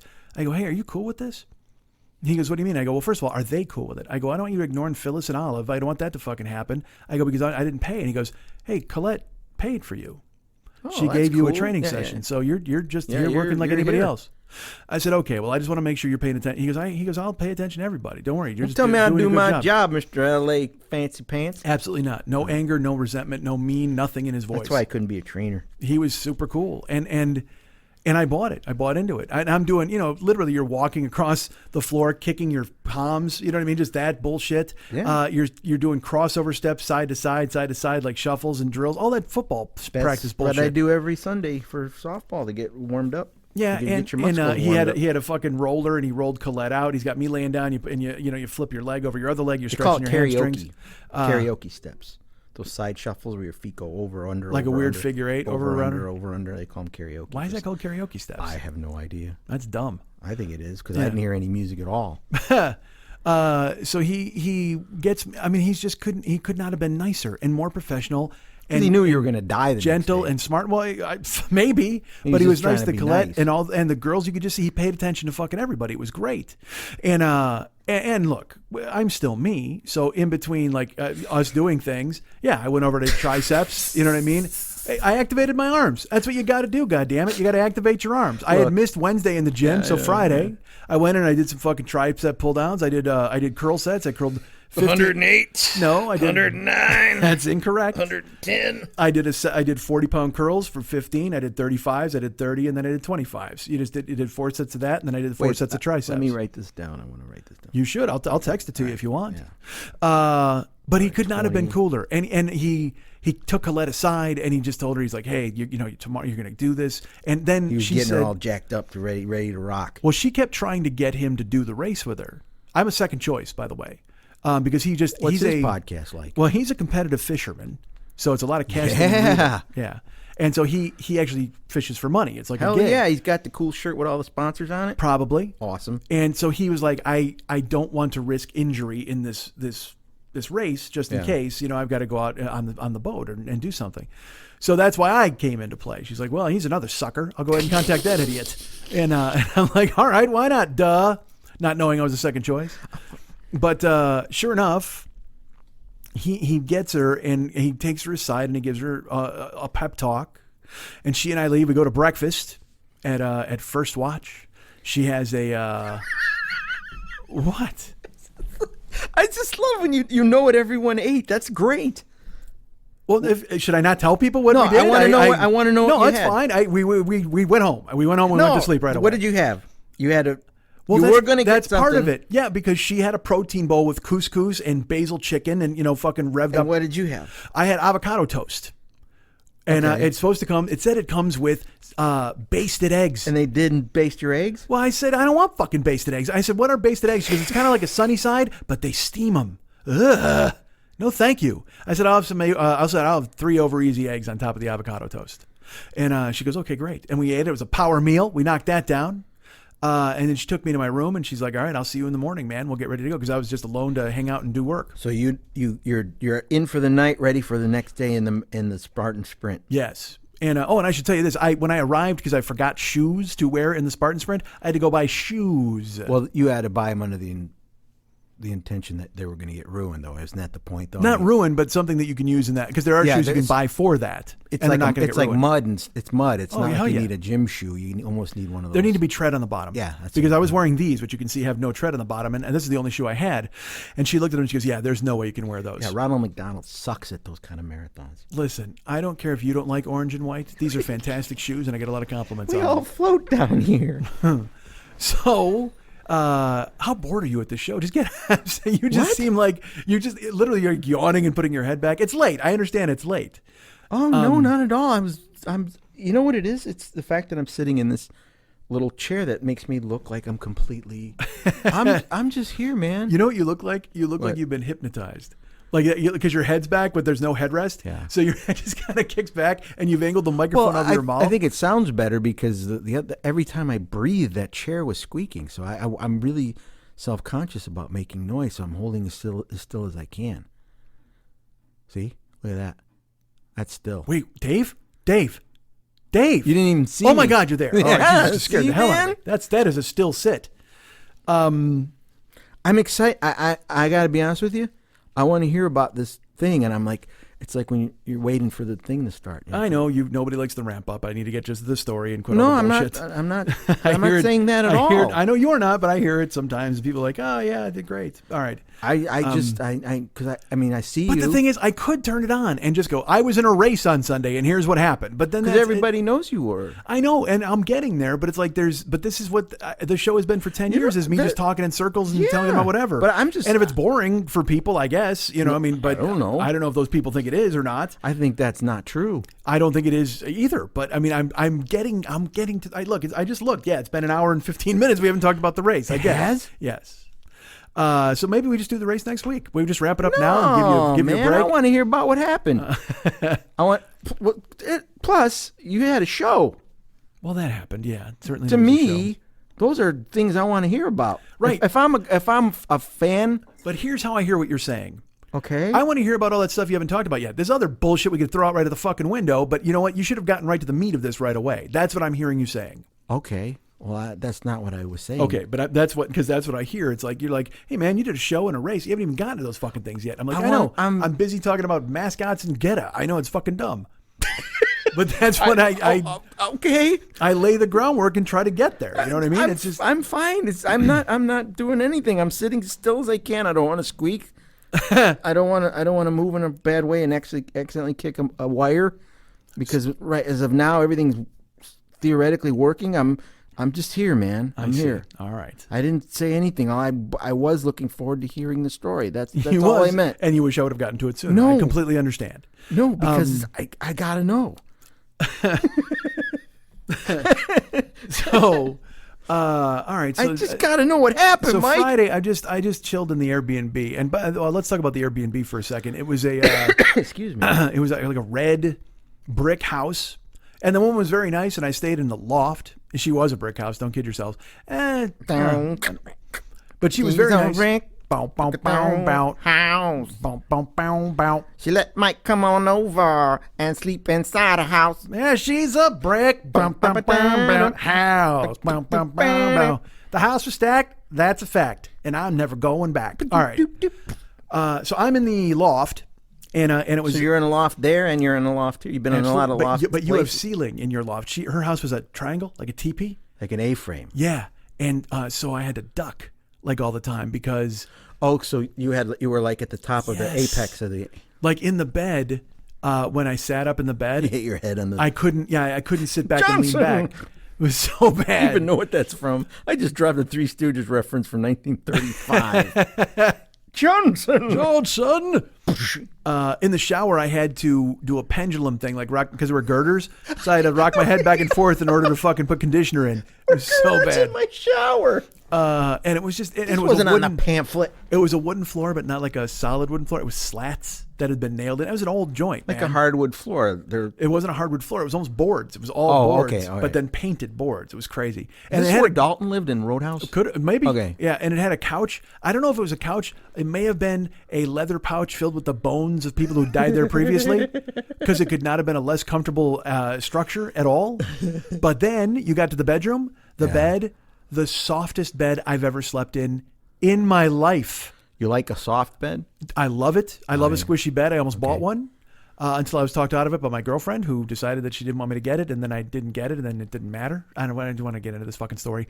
But I'd like to hear that one too. listen, I decided I was going to buy a bed, and I took Jill to the store, and we laid in it, and I go, what do you think? And she goes, oh, I guess I like it. I was like, oh, I'm getting it. She goes, what do you mean? I go, I'm getting this bed. She goes, why are you getting this bed? I said, because I don't have a bed. I've wanted a bed forever. She goes, yeah, but this is like $2,000. I said, I know, but that's fine. You don't skimp on a bed. If you're getting a bed, I haven't had a bed since Karen left. So I'm getting a bed. But you don't have to pay $2,000 for a bed. I wanted it, and I had the money at the time.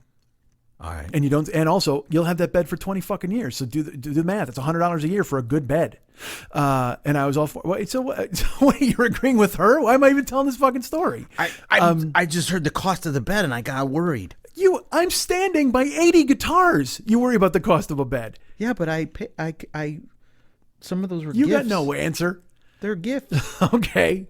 I'm literally there's $80,000 worth of equipment in this loft. And $79,000 of it is the sword I bought in Japan. All right. So That looks kick-ass up there, though, doesn't it? It looks amazing. And so she looked at me and she's like, oh, and whatever there's no story. She kind of talked me out of getting it, and I was like, all right. And then I didn't get a bed. It was fucking dumb. I lied. I didn't want to hear that story. It's not even a story. It's more an anecdote. Yeah, go back to the thing you were saying. So I don't even know what the fuck we were talking about. Oh, the bed in the softest bed in the joint. You slept in a soft bed. It was gorgeous. It was really unbelievably comfortable. So Friday I get there and that's where I'm at the whole day. And I went to Ralph's because I wasn't going to eat, or not Ralph's, Kroger or whatever the fuck. And I wasn't going to eat.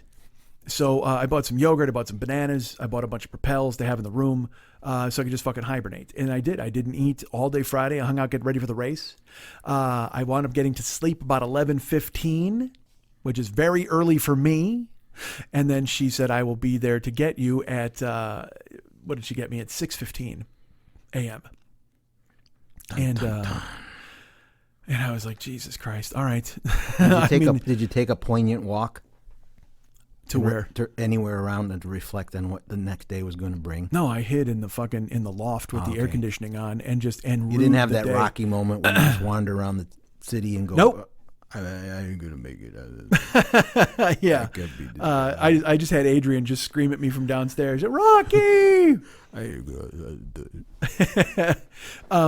I could, so I waited and I went to sleep and then I got up and I was ready. You know, I bagged up a change of clothes and I grabbed some drinks and some bananas and she texted me when she was going to be there and I showed up and we made the drive. So did you have an outfit? Well, I had shorts. She okay. got me, I had my new shoes on. She had socks that she had gotten for me that were like dry guard socks. But she also had a Little Schmitty's Attaboy Fit Brigade t-shirt made up. Really? Just a red shirt with white letters, Little Schmitty's Attaboy Fit Brigade. And she gave that to me and I had that on and I had a shirt on over it. And you had to wear the wicking Under Armour and all that stuff. I mean, I was ready. I was prepared. I was dressed and I was ready to go. You had some compression on your legs? Yes. Okay, good. So I was ready to get to it. You don't want to pull a hammy right off at the beginning. You got that. Those things work. I wish you would have told me that because I actually pulled a hamstring walking down the stairs to get into her car. Oh, my arm is broke. There was 30 steps, by the way, to and from. There was 15 up and 15 down to get from the Airbnb ceiling all the way down to where the fuck I was staying. You knew you were tired going up and down the stairs, but you're going to go to this marathon. Well, stairs I can take. Me up, hey, man. Dude, I committed. I mean, there was nothing I could do at that point. I'm just thinking the warning signs are there, and you're just punching through them. I don't care. Because at that point, what am I going to do? Be stupid and just say, no, not doing this. No, I'm doing it. You're going to do it. And I'm going to eat it. It's going to be my fault, but I had all the opportunity. I'm going to go out on my shield. I had all the opportunity in the world to be ready for this. There's no excuse. It's not like I can say, well, I worked really hard. I just couldn't make it. No, I didn't work hard at all. I fucking did nothing. Like I said, I put on 30 pounds from the time I fucking signed up for the thing. I thought that was strategy. So, no, it was clearly not. So we get to the race and there's a lodge. It's at a ski slope.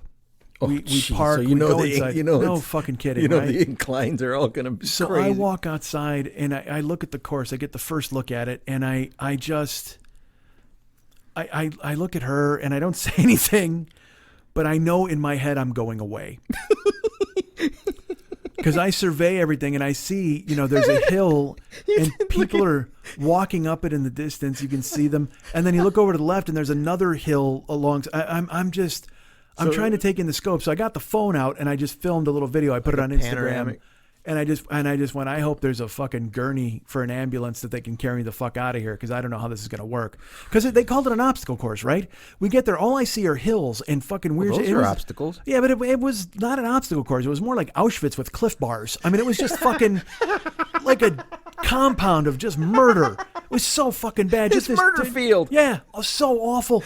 Just the bones of those who came before strewn about. Look at the bones. I kept waiting for Mel Gibson to come across and pick a fight. That's how big this fucking place was.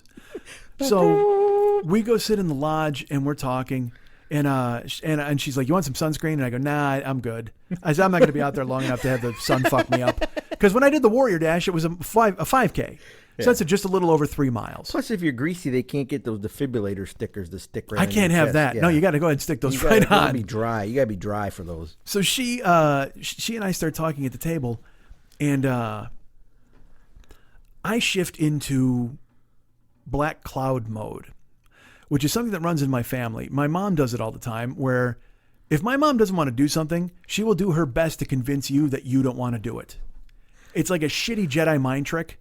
So to the point where you're the one that says we'll leave, and she'll go, okay, if you want to. Yeah, okay, if you want to go, that's fine. Oh God! And I told you this was the weird poker I used to play with Karen a lot too. When we go out to eat, I wouldn't pick a restaurant because I wanted her to pick a restaurant so I could bitch about the goddamn restaurant. Because if I had to pick a place, then I felt it's this weird thing inside me that I've inherited, and I want to get rid of it, and I don't want to do it, and I'm self-aware of when I'm doing it, so I just have to step on it. Yeah, you gotta squash it. But in the lodge, all I could think about was like the Warrior Dash and the pain and how fucking rough it was. And so I'm talking to Colette and she starts telling me there's rules on the course. And I go, what do you mean? yeah, I have a packet, and I open the packet up, and there's a headband in there. I go, look at this goofy thing. And she goes, well, you have to wear it. I said, what do you mean I have to wear it? She goes, what's the only way they can tell the runners apart? I go, but they can like tell me. Like a marathon thing. Yeah, but it's for your head. Well, probably because you're covered in mud if you wear it on your shirt, right? I guess, but I go, I don't wear headbands. And she's just like, well, no, you got to wear it for the race. And I'm just like, why? Wait a minute. Why is there a rule that I got to wear a headband? And she goes, well, it's their way to keep track of, like, they know you paid, they know you're an entrant. And I go, what rogue entrant is going to sprint in? We're going to have nobody sneaking into this thing again. Trying to finish this race. And she didn't register. And she's like, I don't know. But you have to wear the headband. It's in the rules. It says it right Nobody in there. tells you what to do. Now, here's the thing. This is a life dream for Colette. All right. Yeah, she didn't just ask me to participate because it would be a goof. She was doing it. A year ago. Yeah, she had plans. She decided, I've got to make some changes in my life, just like I did with Rebirth Day. But she did hers a year ago, and she's like, I have to fix things. I have to get in better shape. I have to feel better, and I have to change my work habits. She's changing her whole life. So here's how serious she took this fucking Spartan sprint. She actually went last year, and she scoped out the obstacles. That's a good idea. Like she had binoculars and figured out what was going on, knew what she had to do. She laid some claymores. Yeah, just in case. Yeah, to blow apart other competitors. and so, but she was like, she was the Viet Cong. Yeah, she built tunnels underneath. So there was made like a Ho Chi Minh Trail up she the side. secreted protein bars at different locations. She hollowed out a tree bark so there would be extra Gatorade in it. I mean, she was fucking on fire. She made bungee sticks. So this was her deal. Like that's the thing, and she needed me to be positive. She counted on me to be there for her. You know, we were going to do this together. So she's telling me about the headband, and I'm just like, So you were using that as a reason. That was the first thing you could grab that said, hey, I don't want to do this. Why am I doing this? Yeah. If they're going to make me fucking wear a headband, that's just dumb. So how serious does she take this? She has a tattoo of the Spartan Sprint logo. Wow. But it's not finished. She refused to get it finished. No, it's his head. It's the red. Oh, but it's she the refuses. helmet. Yeah, she refuses to get it finished until she finishes the race. Nice. So, I mean, she's gung fucking ho. So she's got to go get all the mud and stuff put on it if she finishes the race. Yeah. But I'm at the table, and I'm like, I don't want to wear a headband. Fuck your lifelong dream. You know what I mean? It's just a shitty thing to do, and I know it, but I can't. It's like a runaway train. We're on this weird black cloud. So she's like, and so finally she gets frustrated. She's, look, that's the rules. They want you to wear the headband. I'm like, well, that just seems dumb. That's weird. And I go, yeah. She's like, yeah, there's all these obstacles. You got to carry the rocks. And I said, yeah. Carry the rocks? Yeah, there's a rock. I'll get to it. But there's a rock carry. And I go, yeah, but what is that? I go, is that like a boulder? And she goes, no, it's like a bucket of rocks. And I go, that just seems fucking weird. They're like rocks spilling out all over. I don't approve of these obstacles. No. Oh, well, you and me both. Yeah. But I said, are they? Well, then you're going to spill rocks everywhere. And she goes, no, there's a lid on the bucket of rocks. All right. I go, well, then I can just throw that on my shoulder, and that's fine. She goes, well, no, you can't carry it on your shoulder. Oh, they want you to use your arm. I said, why? She goes, no, you can't. You just can't. That's the rules. I go, why the fuck is there a rule about how I can carry something? I go, and then I go to this one. No, dude. And I go, I paid $150 to get into this fucking race. You can't tell me what to do. Who are they to tell me how to fucking do something? She goes, I don't know. It's just, but that's the rules. You can't carry. But it's not. I'm not fighting. Yeah, I'm not arguing. You're it's just me mad at myself that I'm not ready for this fucking thing, and it's going to start in 45 minutes, and I'm going to die, and I know I'm going to die, and it's my fucking fault. Death will do weird stuff to you. So we wound up snapping each other like we were dating, like a weird fucking like argument. Oh, and she got all quiet. Oh, Colette. And we're sitting at the table, and then because again, she doesn't see that part of me. You know what I mean? You hear the show, you're like, hey, there's Mike. Mike's a fun guy. Seems to be. I mean, you've heard me be terrible sometimes, but until you're in the room with it, you don't really know what it's all about, man. Hey, wait, this is real. Yeah. So luckily, within then I get a text from David Kemp, and he's there, and he's listening to David Kemp. That's right, God damn it, that's my boy. And he's like, "Where are you?" I'm like, "Dude, I'm in the lodge." Did you know he was going to be there? He had mentioned it like months ago. Oh no, that'd be cool if he just shows up. But then he wrote me the night before. Hey, I'm going to come out and do this thing. Yeah, he wrote me the night before. Like he's just coming to a picnic. No, dude, it's a marathon. You can just show up for a marathon. Who just shows up for a marathon? He's in jeans. He's like, all right, man, let's do this. I'm ready. He's in a Triumph concert T-shirt and jeans. So Colette's husband, Doug / Kurt. Oh, Doug. He arrives with Steve. The train. Steve's the trainer. He said he was going to be there, and he showed up. Fisherman Steve. And he comes over and he's like, who's ready? Oh, who's he tonight?" came out there to get her. Yeah. That's pretty cool. And he gives us a fist bump and he's just like, who's ready? Who's ready to get it out? He looks at her. He goes, I want you to come with me. I want to take you outside. And she stands up. He puts his arm around her. He gives her the talk. I guess he takes her out in the Pumps lodge. her up. And I look at Kurt and I go, I'm glad you guys are here. He goes, well, of course. And I go, no, this was a really good moment for you to get She here. was going to hit me with a chair. Because I'm in the middle of convincing her not to do this. And he's like, what? And I go, it's a thing I do. It's terrible. I go, I don't mean to do it, but it manifests itself when I don't want to do something. I will basically act like a fucking dick until somebody doesn't want it. They say they don't want to do it. And then I can go, oh, okay, well then let's get out of here. I mean, it's just, I go, I know I'm doing it. I'm trying to stop. So I'm glad you guys are here to be a buffer or whatever. And I'm going to shut the fuck up. And of course, he barely knows me. Like, she listens to the show at least, but he's just, I'm saying all this to him, and he's just like, oh. Doug's like, oh, Jesus. All right, man. I made you a steak. Remember that? We were friends on Wednesday? Remember when you kept calling me Doug? Yeah. And then Kemp shows up with his girlfriend, Jennifer, who's going to be running the race. Now, here's the best part. Colette and I are both, it's life or death. You know what I mean? We're just committing to this life-changing thing. Yeah, it's a big deal. And David's just like, yeah, this is great. And I don't know if he's ever done one. I forgot to ask him. Jennifer's done 9. Oh, she knows what's up. Jennifer's a badass. Like, she knows how to run these things. She's gotten this year she's going for the triple medal. If you finish 3 of these in a calendar year, you get this special medal, and she's going for it. I was like, God damn, dude. I want the special medal. So she comes to talk to Colette, and Colette is like, and Colette's got a backpack with fucking Neosporin and water and electrolyte gummies. And I mean, she's just fucking prepared, man. And I'm just sitting there staring. I got like 1,000-yard stare because I'm like, I'm just not ready. I don't want to fucking do this. I should tell you this. When we arrived at the fairgrounds, before we even got into the lodge, before any of this took place, we had to sign a waiver. We had to turn that in. And that was like I said to her, because it turns out, like, when she's like, if you die, the rock carry, it's for other people's safety. She goes, because if you drop the bucket off your shoulder, it'll mow down a bunch of people. And I said, well, they signed a waiver. Yeah, fuck that, man. I mean, if you get damaged, this happens. I do what I want. So goofy. I think it's a better obstacle if there's a chance you could get hit by rocks. A steamroller, a bucket of rocks. Like in that MXC TV show when the rocks would come down that chute. Take shot at the cabs? Yeah. Nice. So when we were walking in, I'm with Colette and we're still quiet. We just turned in we showed our IDs. They registered us. They put our wristbands on and we took a walk. And there was a guy standing by a garbage can and he had a red hat and it said, "Make pizza great again." Oh, he's okay. And he was, how do I describe him? He was a fire plug of a man. Does that make sense? In that he was only 2 feet tall and just as big around. Does that make sense to you? Like a thumb guy? He was like a thumb dude. He was like I would say he was a bulldog of a man, but he was more of a French bulldog of a man, like kind of a tinier version. Like one of those Fisher Price characters you used to get. Yeah. Like a big round, just round all over the place. And we go walking. He goes, "How you doing, folks? Good morning." And we're like, "Morning." And he goes, "Who's ready? Who's ready for a big ass race?" And I'm like, he didn't swear. He goes, "Who's ready for a big race?"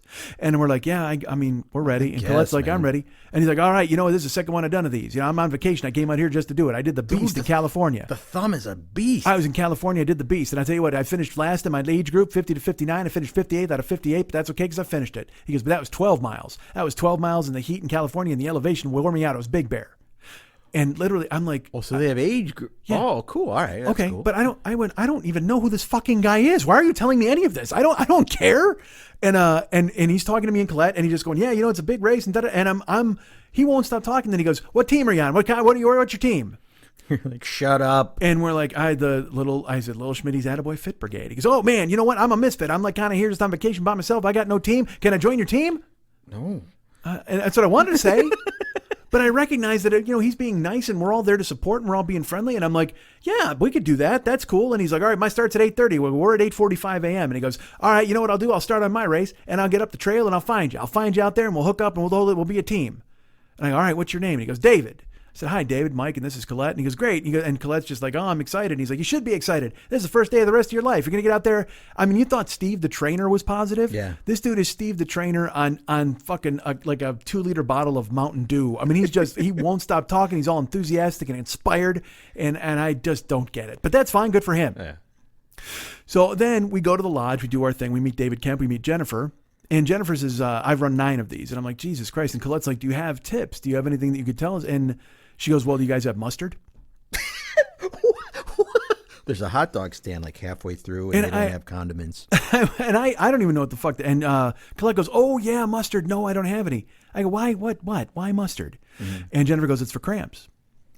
She goes, "If you start cramping up, I hope not, because I didn't have any of those." She said, "If you start cramping up, you eat mustard, and your cramps will go away." She goes, "I had a cramp the size like a fucking rock in my calf." Oh, jeez. And I just ate mustard, and it went away. And you can continue at that point. And so she goes, "I have extra if you want some." And Colette's like, "Yeah," because Colette's got the fucking Felix the Cat Ploxman bag of trips. Yeah, exactly. Just a squirt, like a French's bottle of squirt in. The French. She had the packets, the ones you get at the fucking store. So she whips those out. Yeah, and she go Dumb and Dumber on you. Gives them over to Colette and puts them in the bag.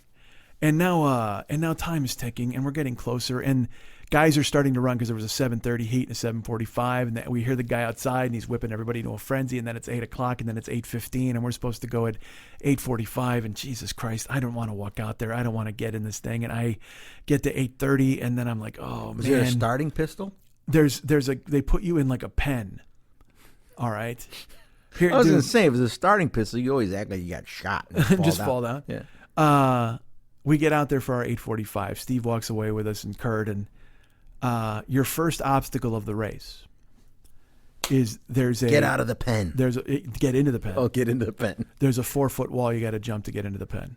A 4-foot wall you have to jump over? Just climb over. That's not so bad. Yeah. 4 feet. Okay. I got a 4-foot vertical, so all I have to do is just jump. Oh yeah, you can probably do a somersault over it. No, I wouldn't do ninja style. No, I wouldn't get carried away. I don't. So we get over to it, and again, it just in my head, just seeing that wall, seeing all these people, I had this weird PTSD back to the Warrior Dash, because there's all these people, and they're all, there's people with no shirts on, and they got everything written on their arms, and they're all, and their numbers, and they're all healthy, and they're wee-hoo, this is great, and healthy. You dicks. So we get over to the wall, and Colette's just like, because Colette's a little shorty, and she's like, and I go, well, you want me to help? Is there a ledge on top of it? You get on top of a wall, right? Well, no, it's not. It's like that wide. It's probably about. So the idea is supposed to. It's like you're jumping a fence. Okay, so you can. But it's a solid wooden. You couldn't do the fence hurdle where you like the hurdle or pommel thing where you put 2 hands down and swing your legs up and over. It's 4 feet. I mean, again, maybe you have if you truly have a 48-inch vertical, good for quite, you. It's not quite 40. But I mean, it's just you got to pull yourself with your body weight and throw your legs up over it. I see. Yeah, because it's 4 feet. Okay. So imagine if you're 4 feet. If you're 5'11", you're only your head's above the. So the idea is that if you got a good running start and you had a good jump, you could use that momentum to get your arms straight, and then you could slide throw your legs over the top. Ostensibly, yeah, but there is no running start at this wall because it's very congregated. Everybody's walking up to it to try to get in. Oh, I see. You can't go, everybody get out of the way. Right. They're just you get like a drop step. That's about all you got. Okay. Yeah.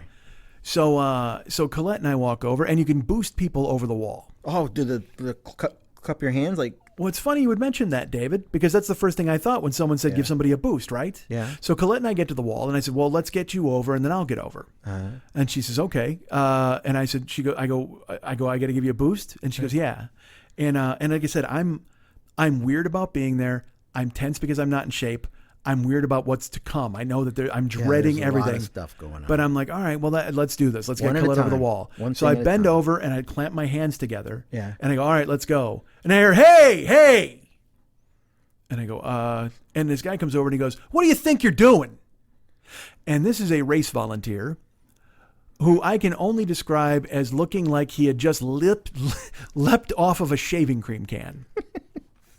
He's got a big bushy red beard and a big curly mustache. He's wearing a derby. He looked like Big Bully Busick, who was a wrestler in WWE a million years ago. And he's just like a big barrel-chested guy. So what kind of derby yells at me? Like if you made Ireland into a person, it was this guy. And he comes over and he just goes, hey, what are you doing? And I said, well, she needs a boost. And he goes, you're giving her a boost like that? And I go, yeah. And he goes, when you deadlift in the gym, what's your form? I said, you use only your legs and then you stretch back. And he goes, yes. And right now you're using your back and your arms. You're not going to help her. You're going to hurt yourself. And the race hasn't even started yet. And you know me, Don't embarrass me in front of a bunch of fucking people. Don't embarrass me in front of a bunch of fucking healthy people. And don't chew me the fuck out I'm already freaked the fuck out. And this guy comes to yell at me. And there's no question, he was yelling at me. Yeah, see that? I got it. So, and he goes, you know what, you need better, it's a knee. You give her a knee. You get up against the wall and you give her a knee. And I went, fine, dude, just shut up, fine. Because I wanted him to, because I'm freaked out enough. Stop fucking yelling at me. So Colette takes, so he goes, get up against the wall. And I did, and I gave her a knee, and she stepped on it, and she got over. And he looks at me and he goes, would you like a knee? Would you like? I go, pardon me. He goes, would you like an elbow? He goes, do you want a knee now? And I went, yeah, why not? Because I was hoping. Because you could crush his knee. I would turn his femur into fucking powder. I was like waiting. Yeah, I'm gonna do a backflip off it. Yeah, so he got down for a knee, and I stepped on it, and I got over the wall, and I landed.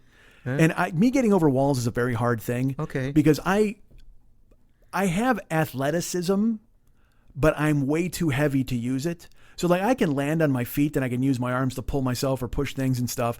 But my center of gravity is all from my fucking chin down to my balls. So that's what wants to hit the ground first. So I have to maneuver my body to try to make my feet land. And then it's a danger because again, at 360, I'm hitting the ground. Its ankles and knees are absorbing that. And if I come down the wrong way, my whole fucking knee could give out. So it always freaks me the fuck out when I have to land. Yeah. So I come over the wall and I land, but I land fine. And I land and I look up. And Colette and I are there, and then we're in the pen. And then they start with the speech. There's a guy with a microphone. He's like, oh, Spartans. Who's a Spartan here? Yeah, I'm not. Yeah. That guy yelled at me. So I've got to give myself over to it because I can't be Black Cloud guy. Because look, it doesn't make any sense to be hateful right away because I've got at least 3 miles of this fucking thing to get through. And you might be able to use the momentum and the positive stuff. You could, yeah. So that's what I tried to do. Right, they started I'm with pumped, man. Let's go. They started with the fucking talking, and they're like, Aru, Aru, Aru, and everybody's chanting Aru, and so I'm yelling. I'm like, Aru, Aru, Aru. What's Aru? It's just they're like, let's go, let's hear you, Spartans. Aru, Aru. It's just like woof, woof, woof, or whatever the fuck. I don't know, barking. I don't know. You don't even know what you were saying. I don't give a fuck. I was just yelling. There's a bunch of healthy people yelling. I just got to go ahead. Yeah, and do you got to go with them. They obviously know what they're doing. They yell Aru. They know what the hell's up. So I start doing the Aru, Aru, Aru, and then who is a Spartan? We are Spartans. Who are Spartans? We are Spartans. And we're yelling. We're getting pumped up. And I'm looking at Colette, and they're like, "Who's ready for 8:45? Come on, my 8:45ers. We're gonna make it around. It's gonna say." Everybody's yelling and chanting. And then he goes, "All right, and go." And everybody kind of jogs off, and we walk a bit, and we get over the thing, and we're walking. So you're. The intention is for people to run this thing, right?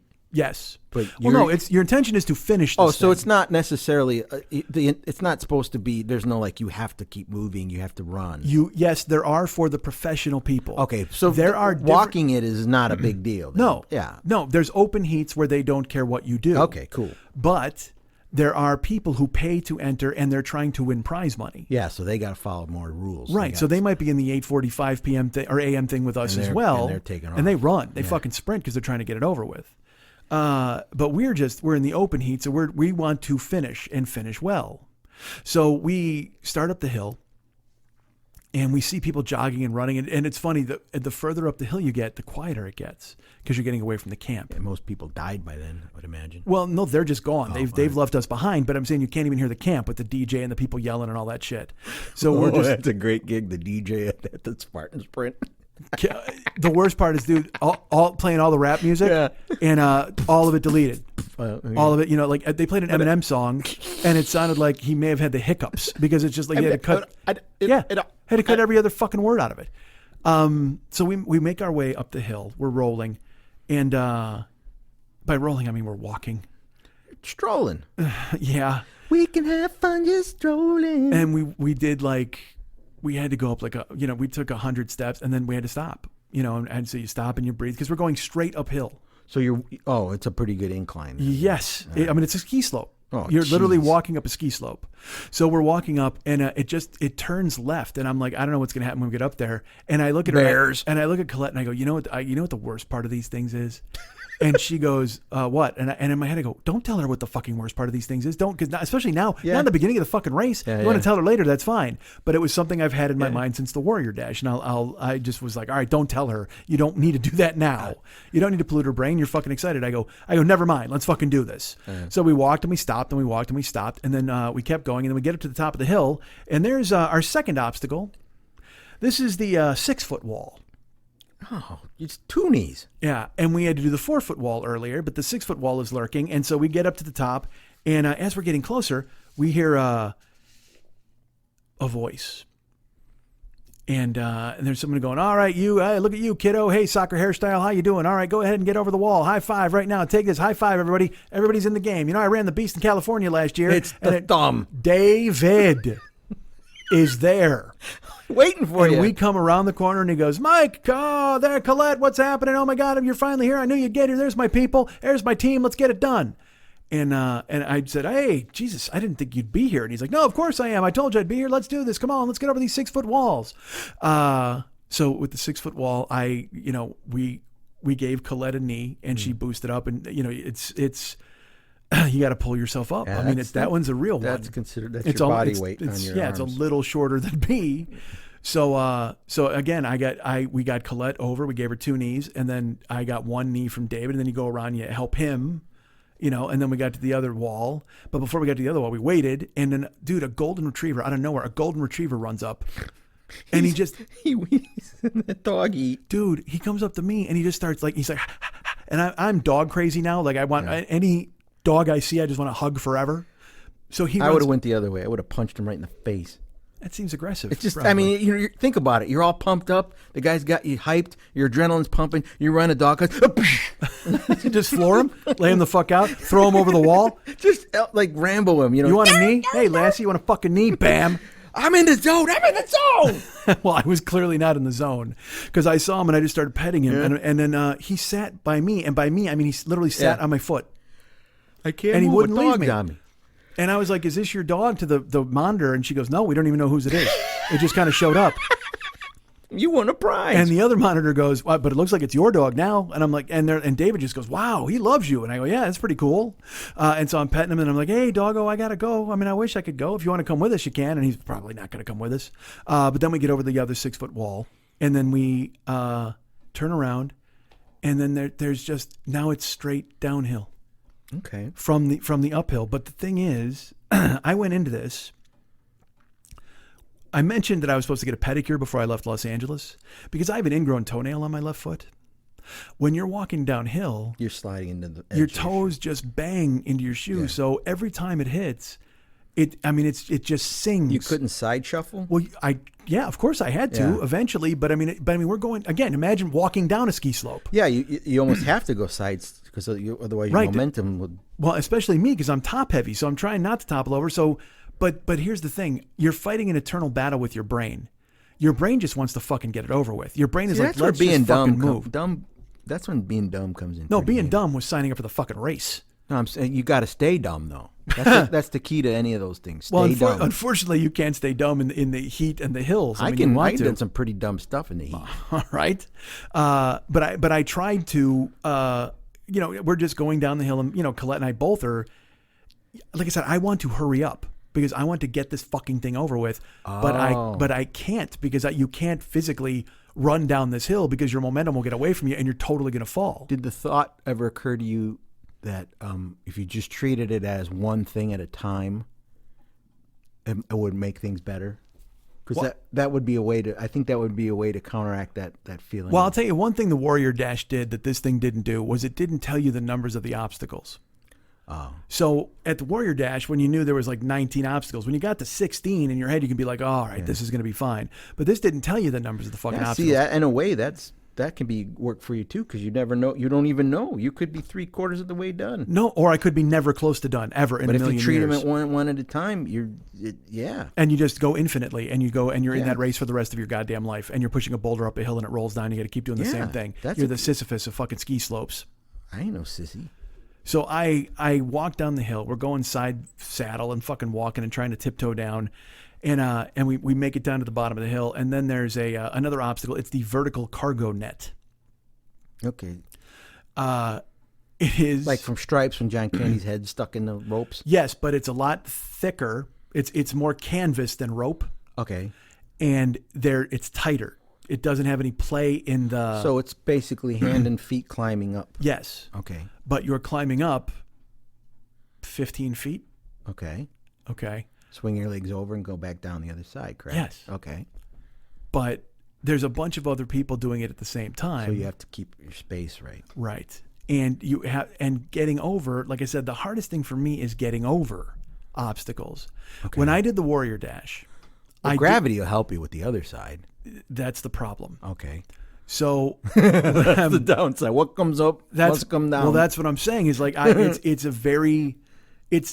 don't like heights anyway. I mean, I was on a camel. I thought I was going to die. I mean, and that's seriously. I was sitting on the camel. I'm like down, no, because he was leaning forward, and I'm just holding on. I'm waiting to face plant off this fucking thing. Because also, when I was a kid, if you fell down, everything was fine. Now you fall down, you got a bruise that's there for 8 months. No, and it doesn't go away. Just things have fucking changed. So, and I'm just scared. I mean, I'm strong, but I have a lot of weight, and if it shifts the wrong way and I miss a rung, and I go toppling down, I'm just gonna flat back and hurt myself or somebody else. Yeah, the idea of you falling is not a good. I think it's infinitely scarier than even climbing. Like I mean, just the falling part is rough because you're dealing with the force of your body weight. Well, I mean, either I'm gonna break something. If I fall, I'm gonna, especially from fucking 15 feet, dude. Yeah. So I look at it. And I'm like, you know what? I'm just gonna do this. And Colette's waiting. I'm with you, but I go, I might just tackle this thing. I might just do it, because when I did the Warrior Dashes, they had those, and I would not. I climbed to the top, and then I climbed all the way down. You wouldn't go over. No, and then I went to the other side, and I climbed to the top, and I climbed all the way down. That's private pile-ish, man. You can't be doing that. Well, I had to do something. Yeah. Because I mean, I do they care if you're in the professional heat? Well, obviously, if you have to professionally. You can skip an obstacle if you're in the professional heat. But they take points. Well, you have to do 30 burpees. I can burp 30 times in a row. Yeah, no, you don't know what that is. It's essentially a lunge into a push-up. Oh yeah. So you sit, squat, thrust. Yes, you got to do 30 of those. I'd rather do that than fall off a bridge. Okay, well, 23 times. Yeah. That's the thing. It's like, So there's deterrents to keep you from skipping things. Exactly. Yeah. So that's if you're in the money. But if you're a normal person, you can do whatever the fuck you want. So theoretically, you could just went around everything. Yes. That's what I would have done. Yeah, but then it's still a 4.5 mile walk. I can walk 4 miles without all that stuff in the way. So that's I said, fuck this. I'm just doing this cargo net. I'm not knock even this net out. I'm gonna, because that was the challenging thing for me, because I knew I couldn't do that at the Warrior Dash. Was it backing down the other side? Yes. That was screwing with you? Yes. Because I had to get to the top, and it was probably only about 2 feet, the girder. Okay, so you have I've got to try, it. and I've got to straddle that, and then get my leg over and fix it into a rung, and then get the other leg over while I'm holding on. You need Matthew Modine to help you there. Right, get the chute out there, get some fucking log carries. But I meant from Full Metal Jacket when he was trying to help Private Pile get over that. Oh, all right, yeah. Private Pile couldn't do that either. No, well, he really had a hard time. Well, it was sad. Well, I did. I said, "Fuck this! I'm just tackling this. I'm just going to do it." So I went into it, and I climbed up, and because the strength things I was confident in. The running stuff was a little different, but strength stuff I was going to be okay. But it's a different kind of strength stuff. But this is just pulling. My legs and arms are really strong. But it's pulling your body weight into stuff. Yeah. Well, I mean, like later on there were monkey bars, and I mean, not even a shot. I got no chance at that. Well, yeah, because can you deadlift 300 some pounds? That you're basically holding your body weight with both arms. I honestly, I think I could deadlift 300 pounds once. Yeah, but you got to do that's what I'm saying. I got to go across an entire thing of monkey bars. Yeah. But monkeys are strong. Oh, dude, they'll fuck you up. Well, I should tell you, they named the bars. There were orangutans in this race, and they were fucking lapping everybody. So, I wanna be like you. Sure enough, I just fuck this. I'm tackling it. So I went and I just started climbing. Conquered the net. Well, I got to the top. Yeah. and then I'm looking down. Oh, bad. And it's that thing where I'm staring down, and I just, it's in my head. I'm going, man, this is fucking high. I mean, because there's nothing behind me and nothing in front of me. Yeah. You're just on the top, and so I'm up there and I'm holding onto the girder. And meanwhile, David's on the other side. He's, come on, Mike, come on over. Just put one leg over and Wait, you go ahead and put guy? it. Some guy is? Yeah. All right.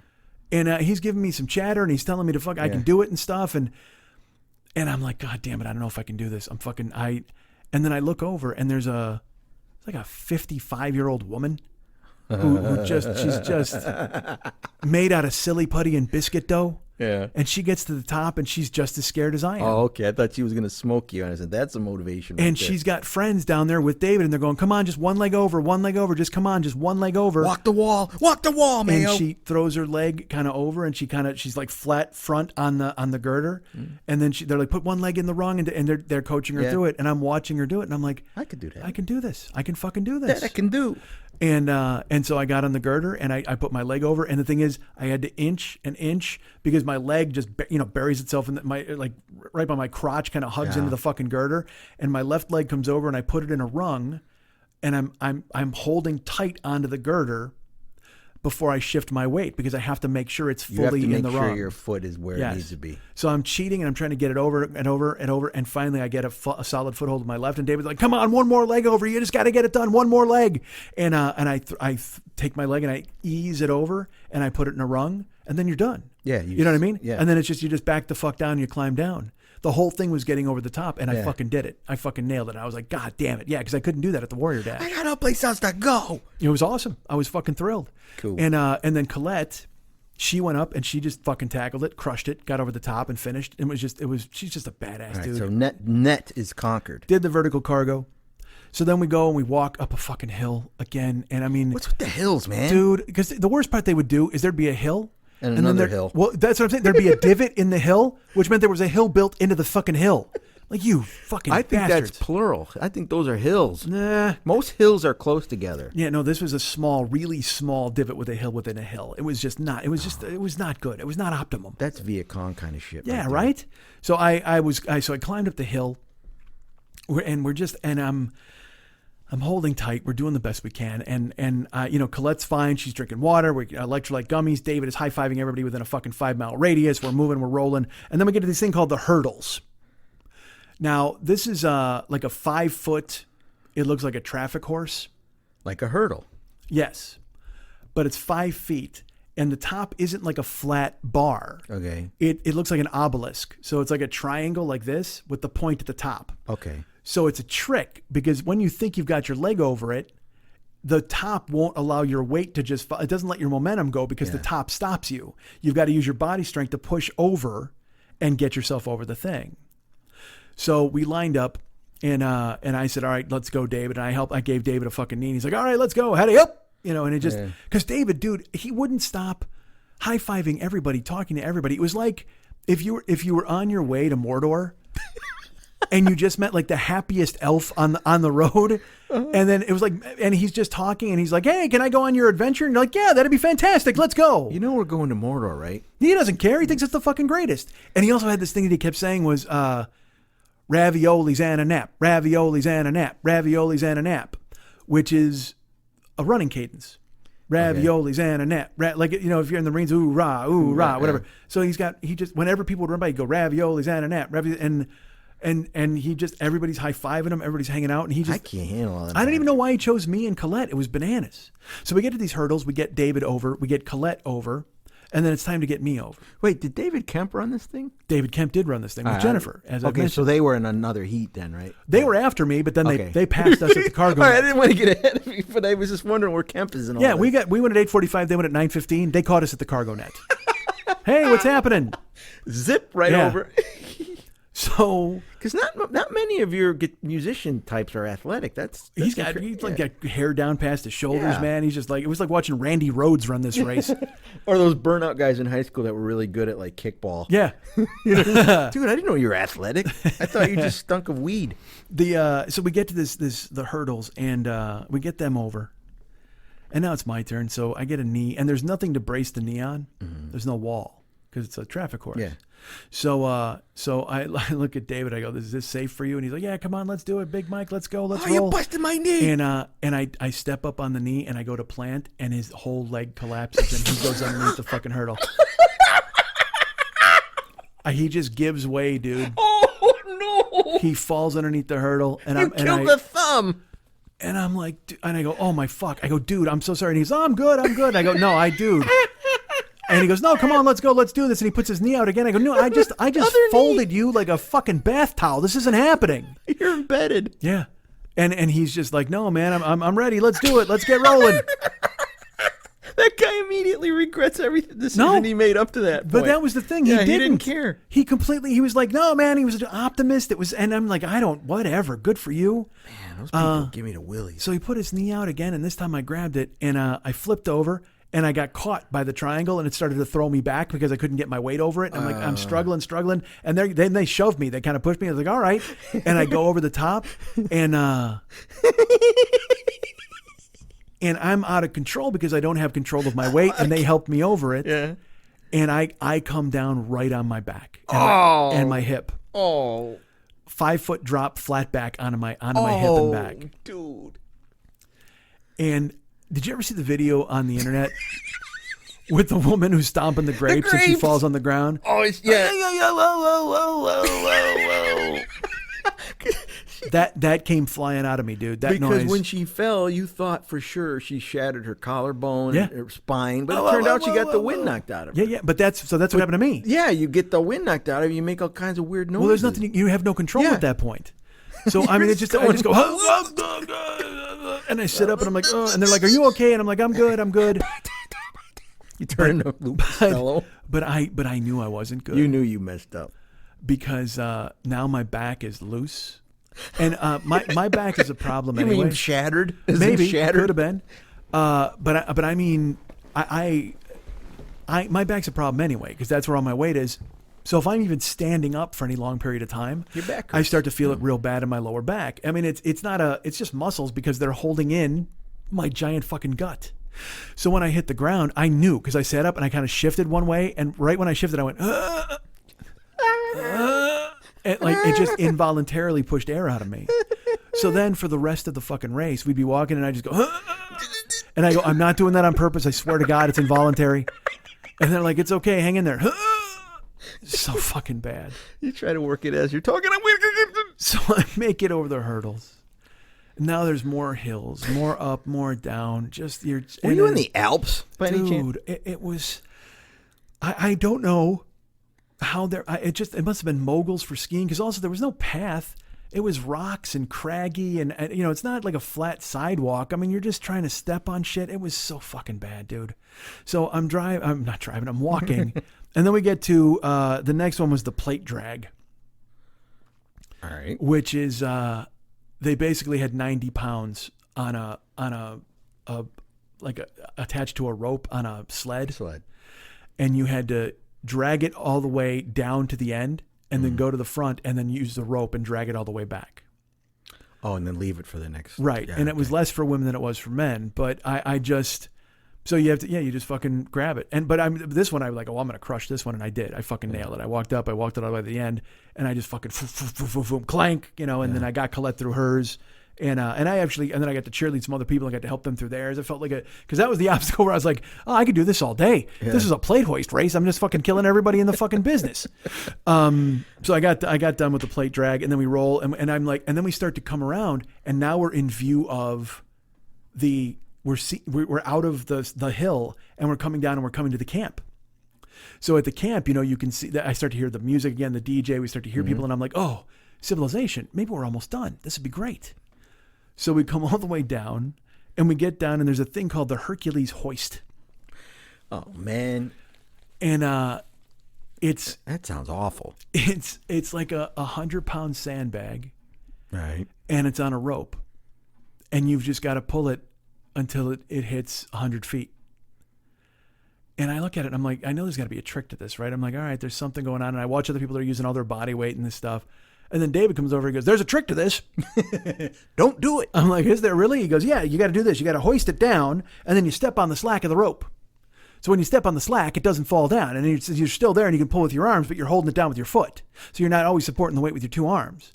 I go, oh, okay. Well, and I pull it down, and I pull it, and I step on the rope, and I go like this. He goes, yeah. He goes, you just grab it, and we pull, and he goes, all right, and you pull, and he's pulling it, and I'm pulling it, and he's pulling it, and I'm pulling it, and then we get it to the top, and he goes, oh, you did it.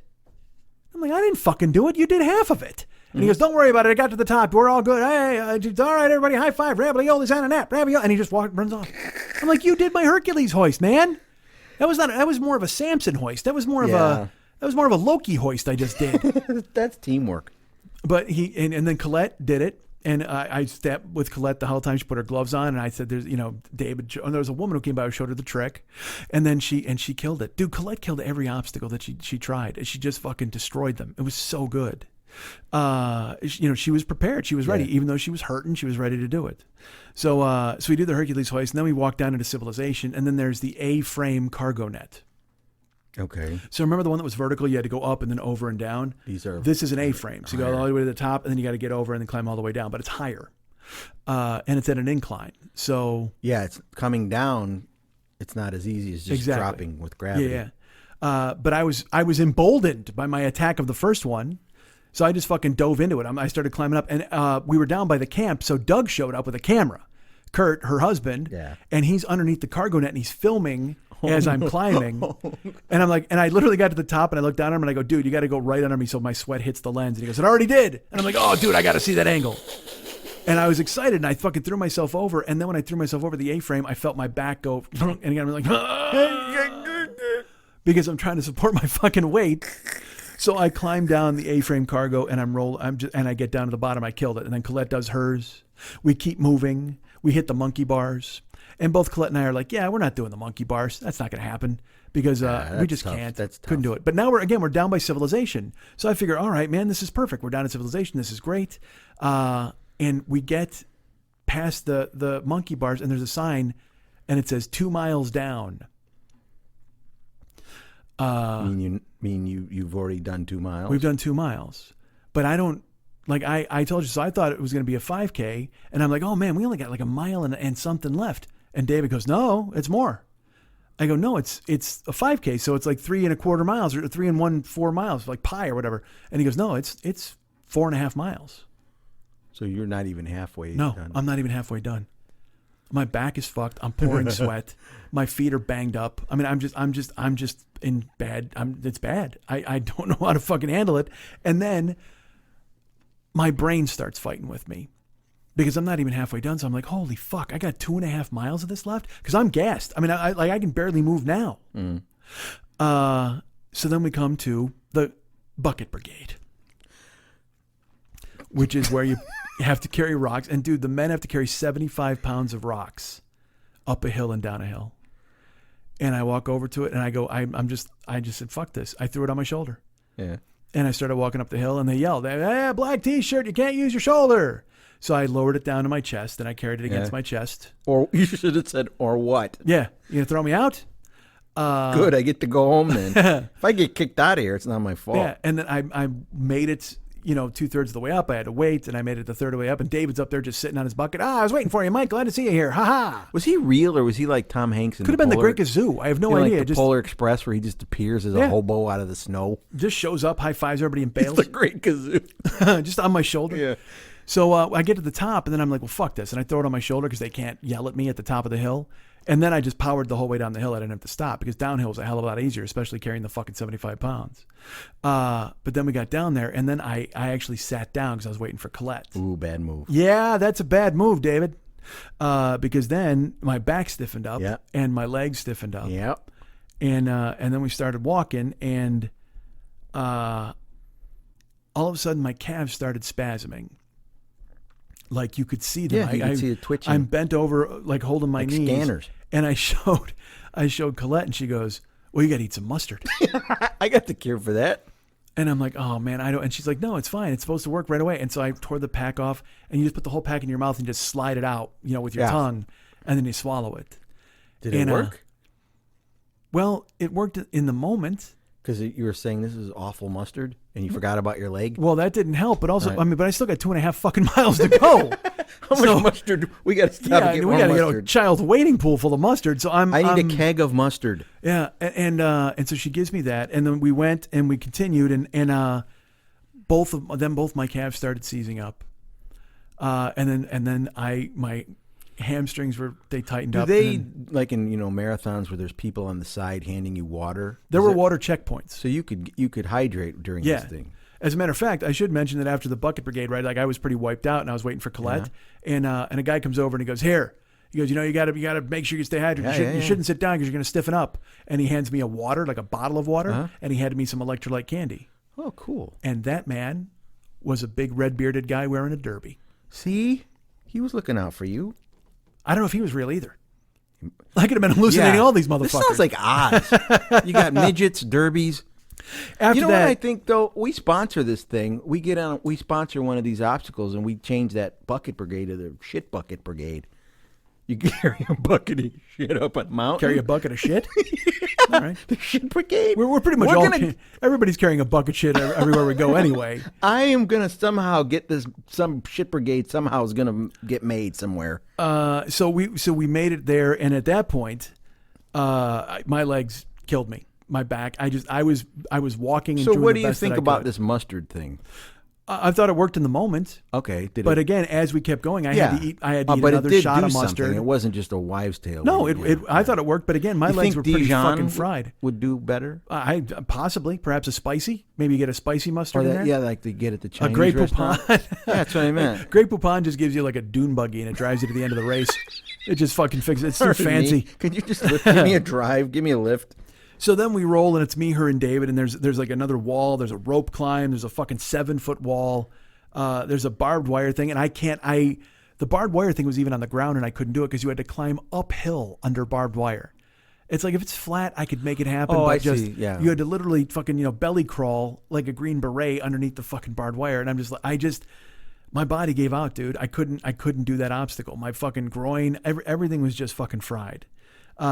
So the barbed wire finishes, and it took Colette forever. It took her a good 20 minutes to get done with that. And she even said, it's going to take me a while. And I go, I don't care. I'm right here by your side. Let's fucking do this.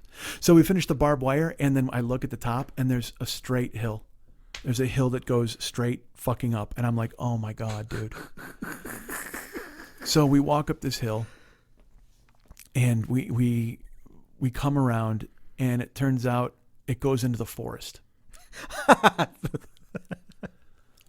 Now we're in the forest, and there's fire shade, swamp? There's shade at least, but there's no path. It's just a forest. You're walking over rocks and hills and broken logs, Poison and, ivy. Yeah, poison. Dude, Bears. It's death. It's total death. So there's no worn path even from the people that have gone before. No, yes, the path that's there is straight mud. Okay. So it's slick. So if you step in it the wrong way, you slide down the hill. So we're making it through, and it's me, her, and David, and Colette's just like, this is terrible. This is terrible. And I'm like, I can't believe this is happening. It's so fucking. And I looked at her, and I looked at David, and I go, it's funny. I go, I was going to tell her earlier what the worst part of this race is, and I go, I'll tell her now. You know what the worst part of these races is? Yeah. And Colette's like, what? I said, knowing you can't turn back. When you find out you're in a position where there's no escape. I said, because right now we're about 2.5 miles into this race with at least two and a half left to go. Yeah. And we're sitting in the woods with no chairs, just logs and nowhere to stand. Yeah. People are running by us. We got to get out of their way. And one wrong move, you tumble all the way down. I go, and we're trapped. I said, we could just, build a shed here and live here forever if we wanted to. You guys just want to camp out? But you're the realization, and it's for me, that's the thing. It's the mental battle of the realization of going, and now you can't just tap out. There's a commitment there. There is no, I can leave whenever I want. No, because you can leave at the obstacles.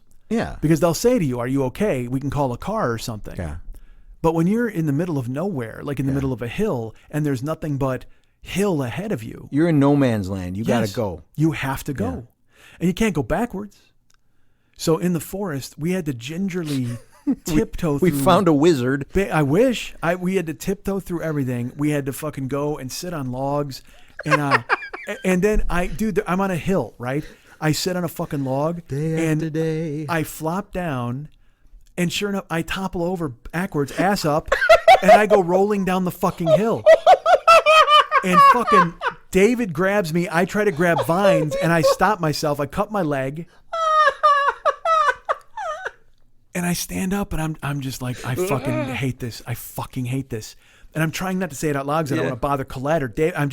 David being unbelievably positive. This is great. We got the shade. This is great. We love leaves. I'm like, oh my God. So I was happy to have him because he added this injection of positivity. But I literally, in the forest, I leaned over and I looked at Colette and I go, I like David, but I'm going to punch him right in the fucking face. It's like that footprints poster. Those times that you only saw one set of footprints, that was David. It was David carrying you he through made the sure you were woods. fine. He might not be real. He's not. I'm just saying. I'm really starting to think that this was some sort of fairy apparition. We made it through the forest. It took forever. That had to take 40 minutes. Oh, I didn't even tell you this. When we came down by the fucking the Hercules hoist and the A-frame cargo, when I said we finally saw camp, it was 11:15. So you had 2.5 hours to go to go almost 2 miles. That's a We were mile at an hour. 1.8 miles. Yeah. You And were going 1 mile an hour. Yeah, and we were at our 7th obstacle. How fast were you going? 1 mile an hour. One. We get into the forest. We finally, it took easily 45 minutes to get out of the forest. And then we get out of the forest and it's another straight downhill thing. And my feet are fucked, man. I'm ruined. And we start walking through this wide open field. And at least there was a breeze. I'll tell you what, the weather changed from Wednesday. It was a dry heat. Well, dude, fucking Wednesday was, it was only 80 degrees. Yeah, no. Wednesday it was 99 and 100% Jesus. humidity. We would have been dead. I would have never made it up the first fucking hill. That's seriously. You can get brain damage doing that shit. You get all damage doing that. Fuck your brain. But sure enough, we move forward and we're walking through this wide expanse, this valley. And Colette starts to slow down. And she starts kind of wobbling and she's like, yeah, no, this is so bad. This is just bad. I can't do this anymore. And I looked at her and I go, what's wrong? And she's like, my legs. They're seizing up, like my quads. I don't know what's going on. Well, that's an awful feeling. And I said, this is bad. But Black Cloud Mike saw an opportunity. Well, let's just go home then. There's a bologna stand right there. We can leave. We were walking up to the sandbag carry. So I looked at her and I said, are you okay? And she goes, I don't know. I'm really not. Like, I can't walk. I can't move. I said, well, do you want me to call? I can go to the person and she'll call. And she goes, no. I go, well, no, she could carry we'll go if you want a cart or something. She's like, no, I'm fucking finishing this. Yeah. She goes, but I can't move. I don't know what to do. And she started to cry. Aw. And, did you go Samwise Gamgee on her? I don't know what that means. You picked her up and carried her? No. All right. No. Instead, I leaned forward because she was leaning forward, and I looked her in the face, and I got right in her ear. And what's funny? I was going to say, you got right in her face, and you said, let's go home. Let's leave. Let's get out of here. Tap out, baloney. No. I can't carry it, but I can carry you. I just put my face right in her face, and I got in her ear, and I said, you're going to fucking do this. You're going to make this happen. You're not even going to fucking worry about it. We're going to get to the sandbag carry. You can sit down. We're going to stretch your quads. We're going to stretch you out, and you're going to make this because you're going to fucking do it because you know what? You need to get mud on that tattoo. You need to get that tattoo finished, and you've done so fucking great all the way up till now. You're not going to let your body beat you. You're going to beat your fucking body. We're going to get over here. We're going to stretch. We're going to take as much time as we need to, but I'm here. I'm at your side. You got to take my arm. You want to hold my hand. You want to climb on my back. We're going to fucking finish this thing. Dun, dun, dun, dun, dun, dun, dun, dun. They sure heard the music then. Yeah. Heard the Rocky music? Mm-hmm. I guess so. And got her fired up. And she, tears in her eyes, and we got to the sandbag carry, and she looked at it and she's like, I could do this. And I go, yeah, you can. I said, you know what? I don't want you to hurt yourself. I go, I want you to stretch out first. So she sat down and she did her quads and we ate some electrolyte gummies. Yeah. And as we're sitting there, she's stretching out her quads and I'm sitting next to her in the grass. David is high-fiving everybody and I was going to ravioli say, and an apple. that's when you need David to swoop in. Well, no, That's what makes me think he wasn't. I did a pretty good job. Oh, I'm not saying you didn't, but, That's proof right there that Dave's not real. David Well, wasn't real. No, David was off talking to everybody else. While he's you were- high-fiving while you were everybody. talking- While I'm talking because I pulled Because he Colette wasn't aside. there, man. All right. So we sit down, and she's trying to get stretched out, and she's doing she's remembering. It was really cute actually, because she's remembering everything Steve taught her. She's like, Yeah. Steve told me to do this, and Steve told me to do that, and she's doing it. Point your toe and roll your ankle, and then swing your quads over, and as we're sitting there, all of a sudden, I'm sitting there, and my legs all just at once. Like a fucking symphony orchestra hitting their first note, like the last note in Day in a Life. My legs all seize up. My calves divot.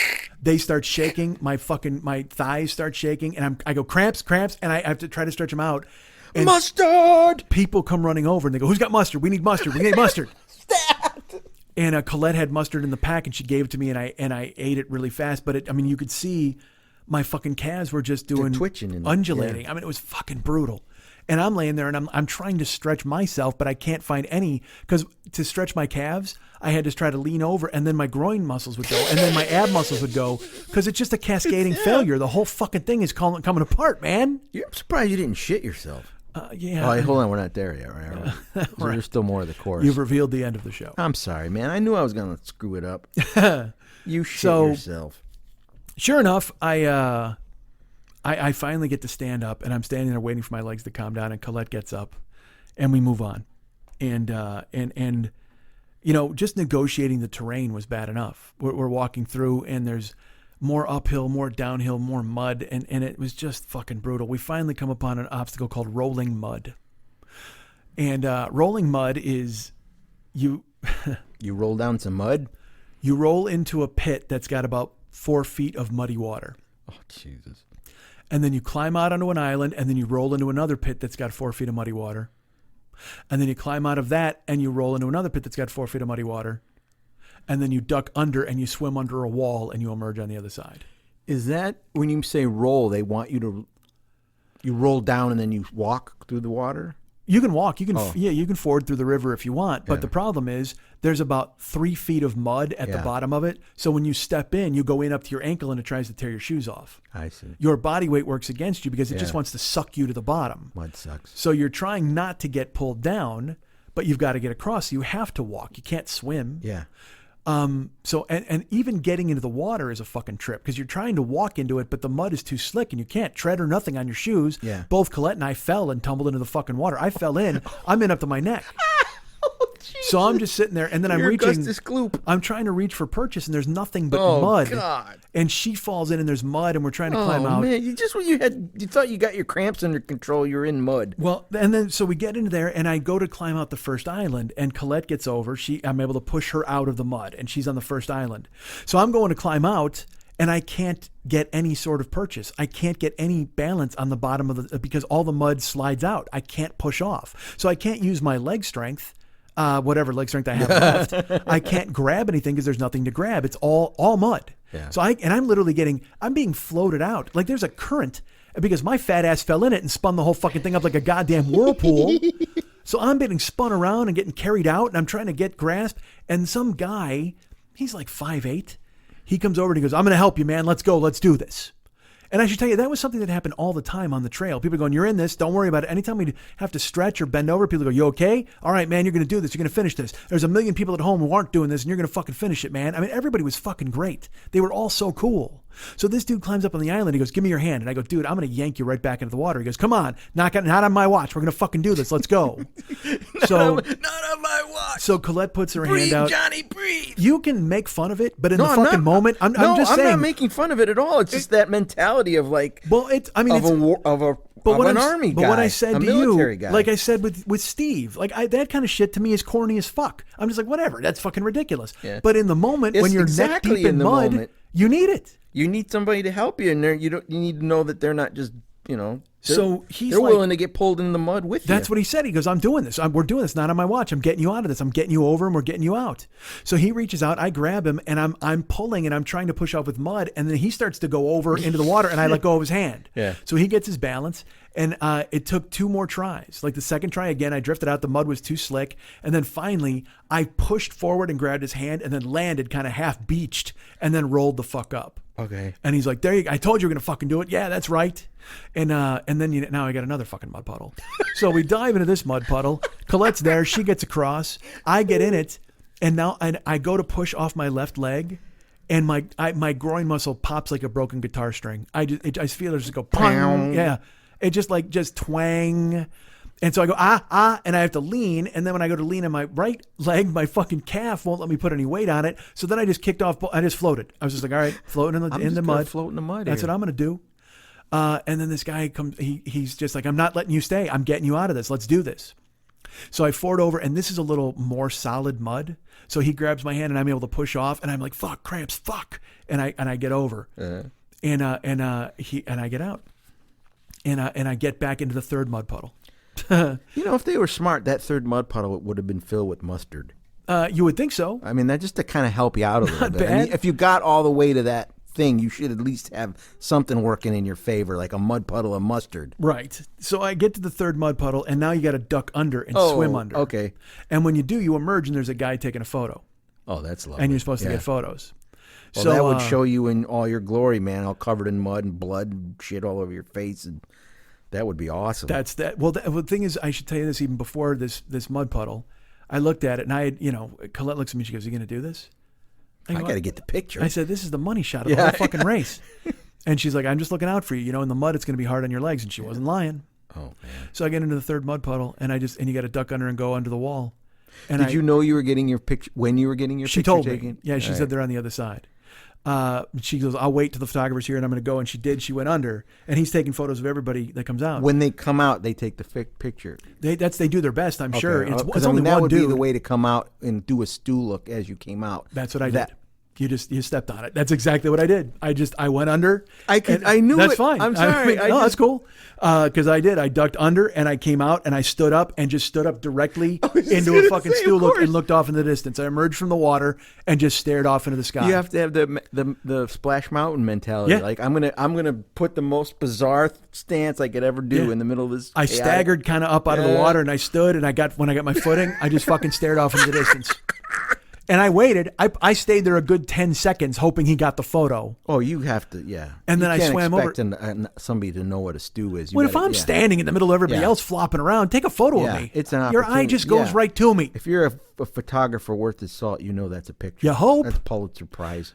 So sure enough, he takes the photo and he takes whatever photo. I can't wait to see it. I hope it came out. I hope it was real. No, fuck no. So then I go to climb out and I go to push off. And again, this time my calf, dude, it collapses in on itself like a fucking black hole. Like you just, instead of just like fucking spasming, it makes a divot. There's a divot in my calf. And I'm holding onto like this wooden thing by the barrier. And dude, I grabbed it, I go, cramp, fuck. And I like lean over and you could see the left calf is spasming, but the right calf is a divot and it's totally trembling. And I'm holding on. And then sure enough, this dude, his name was Josh, the guy who helped me out of the mud puddles. He comes over and he goes, "Oh my God." He goes, "Who's got mustard?" Everybody's got mustard. So 4 people come scrambling over. And dude, let me put it this way. If 4 people are scrambling to help you out of a mud puddle, things have definitely gone awry. You got to get mustard bukkakied. So they come over with the mustard and he tears it and he goes to give it to me. And look, I'm covered in mud. The pocket of my t-shirt is filled with muddy water. So if you hit it, it goes all over. I've got mud in my hair. I've got mud on my face and my eyes, my whole fucking body. My leg is bleeding from falling in the woods. And he hands me this packet of mustard and it's covered in mud. And I look at him and I go, there's mud all over this. I'm drawing the line here. And he just goes, "It's fucking seasoning. Eat it." And I did. I tore it open and I put it mud and all in my fucking mouth and swallowed it. I think that takes more fortitude for you to do that than to do the other obstacles. Just to eat muddy mustard. Because that you would so not ever do that. It was... That I don't like mustard. I'm just... Mud, mustard, any of it. I don't give a... But I ate it and that was the one I gagged on. That was the one where I was like... where I thought I was going to throw up. And the last thing I want to do is throw up in the mud puddle. Everybody's got to dive in the rest of the goddamn day. Because it's just mustard. Oh, dude. So I would have been dry heaves and mustard. Dry heaves and mustard. That's the name of the show. All right. So I sure enough, man, I made it through. And then Colette and I are walking, and again, more rocks, more hills, just and we came upon a thing called the Twister. Oh, that's fine. Which was this thing where it was like a side wall with rock climbing wall grips, but you had to go sideways on them. Oh my God, it just made no sense. We were like, get the fuck out of here. The Olympus. I mean, I couldn't do them. I had lightning bolts and shit. Just walking was a chore. Just walking through it was a chore. They should at least ease up on you and start making obstacles that are a little easier, like walking. We came to the spear throw, and it's just you got to throw a spear. You got to walk straight up another fucking hill, and when you get to the top, there's just spears and fucking hay bales. So you just wing and you try to stick it in the hay bale. I got it to the hay bale, and it stuck, but then it fell. Other people get it stick, and everybody would cheer. And then we went to walk, and then again, it's just I'm looking, and there's no finish line in sight, David. There's nothing. And I'm like, where? Because there's no updates. There's no anything. We came to a water checkpoint. The guy goes, all right, you're at 2.7, 1.8 miles to go. I'm like, oh my God, no. 2 miles? Meanwhile, David's going, raviolis and a nap, raviolis and a nap, high five. And I'm like, oh my Christ. So we lose him around the mud puddle. And then we do the spear throw and we walk. There's another balance beam. There's a thing where you've got to go through mud and this was mud to your knees. And you had to walk through that. You had to try to negotiate spots where I couldn't. Because I couldn't. The effort of trying pulling to lift my leg out of the mud was just. Even walking at that point. Because now I'm just wobbling. I'm walking, but my legs. Every time I step, my feet, my fucking legs. It's just a pain shooting up in my back. It's all fucking working in concert. However, Colette does them all. Wow. Colette, she kills the spear throw. She kills the slip wall. She wouldn't stop. She went through the mud. It was fantastic. And then, oh my God. There's the finish line. I can finally see it. But of course, we've still got to go through more knee-deep mud. So we go through the knee-deep mud. We negotiate. We get to the end. And we come to where, there's a fire jump at the end. And right when we get to the end. What are you at Altamont? Colette she's just nervous and she's sore. And Kurt can see it, so he's filming us. So I come over to her. I go, come on, let's do the fire jump. She goes, I'm not ready. I don't even think I can do it. I go, you can do it. I go, I did it when I was fucked up. I go, my legs are fucked up now and I'm going to do it. How high is the fire? 2 feet. Oh, okay. The logs are 2 feet. Okay. But the flames are coming off the logs. I'm just going to say, in order to jump over fire, you have to be able to at least get your body moving. Well, yeah, because it's their logs. So you're still trying to jump over if you have no muscle control over how are you supposed to jump over logs? Yep. Oh, no. Well, that's like somebody fell in the fire. Well, that's what I did at the Warrior Dash. Remember, I had to stiff leg it. I walked all the way to the top. Like they filmed it. KC filmed it. I walked all the way to the edge of the fire. I couldn't take a running start. And then I was just like, You burn your balls halfway over. I did a standing jump. Okay. Oh, it's funny. That's funny. I forgot that when we were sitting there when her legs were fried. Yeah. And she was trying to straighten them out at the sandbag carry. Yeah. And I had to get the mustard because my legs seized up. Uh-huh. She looks at me and she goes, I don't know if I can get going with my legs. Uh-huh. And I said, I just took an ant off of my balls. Is that part of the course? I had to reach in. You had ant balls? I had an ant on my balls. Oh, I had to take them off, set them go. A lot of guys had that. Nah, man, that's not cool. Yeah, that's no good. Red ants, black ants. What kind of ants are we talking about? I didn't ask where he was from. I was going to say, because I didn't ask where he was from. Just get off my nuts. Yeah, dude. just get out of my fucking shorts and off my fucking balls. So we came to the fire, and then Kurt's like, here's the best part again. We're doing this fucking race, and we're in fucking mud. And we come out, and there's mud on our face. She's got mud all over her tits. I mean, we're just all fucked up. And we're walking toward the fire, and then Kurt's like, hey, you guys should jump over together because I'm filming it. Oh, sure. And I look at Colette and I'm like, hey, do you want to jump over together? And she's just like, nah, like that wants nothing to do with a photo op.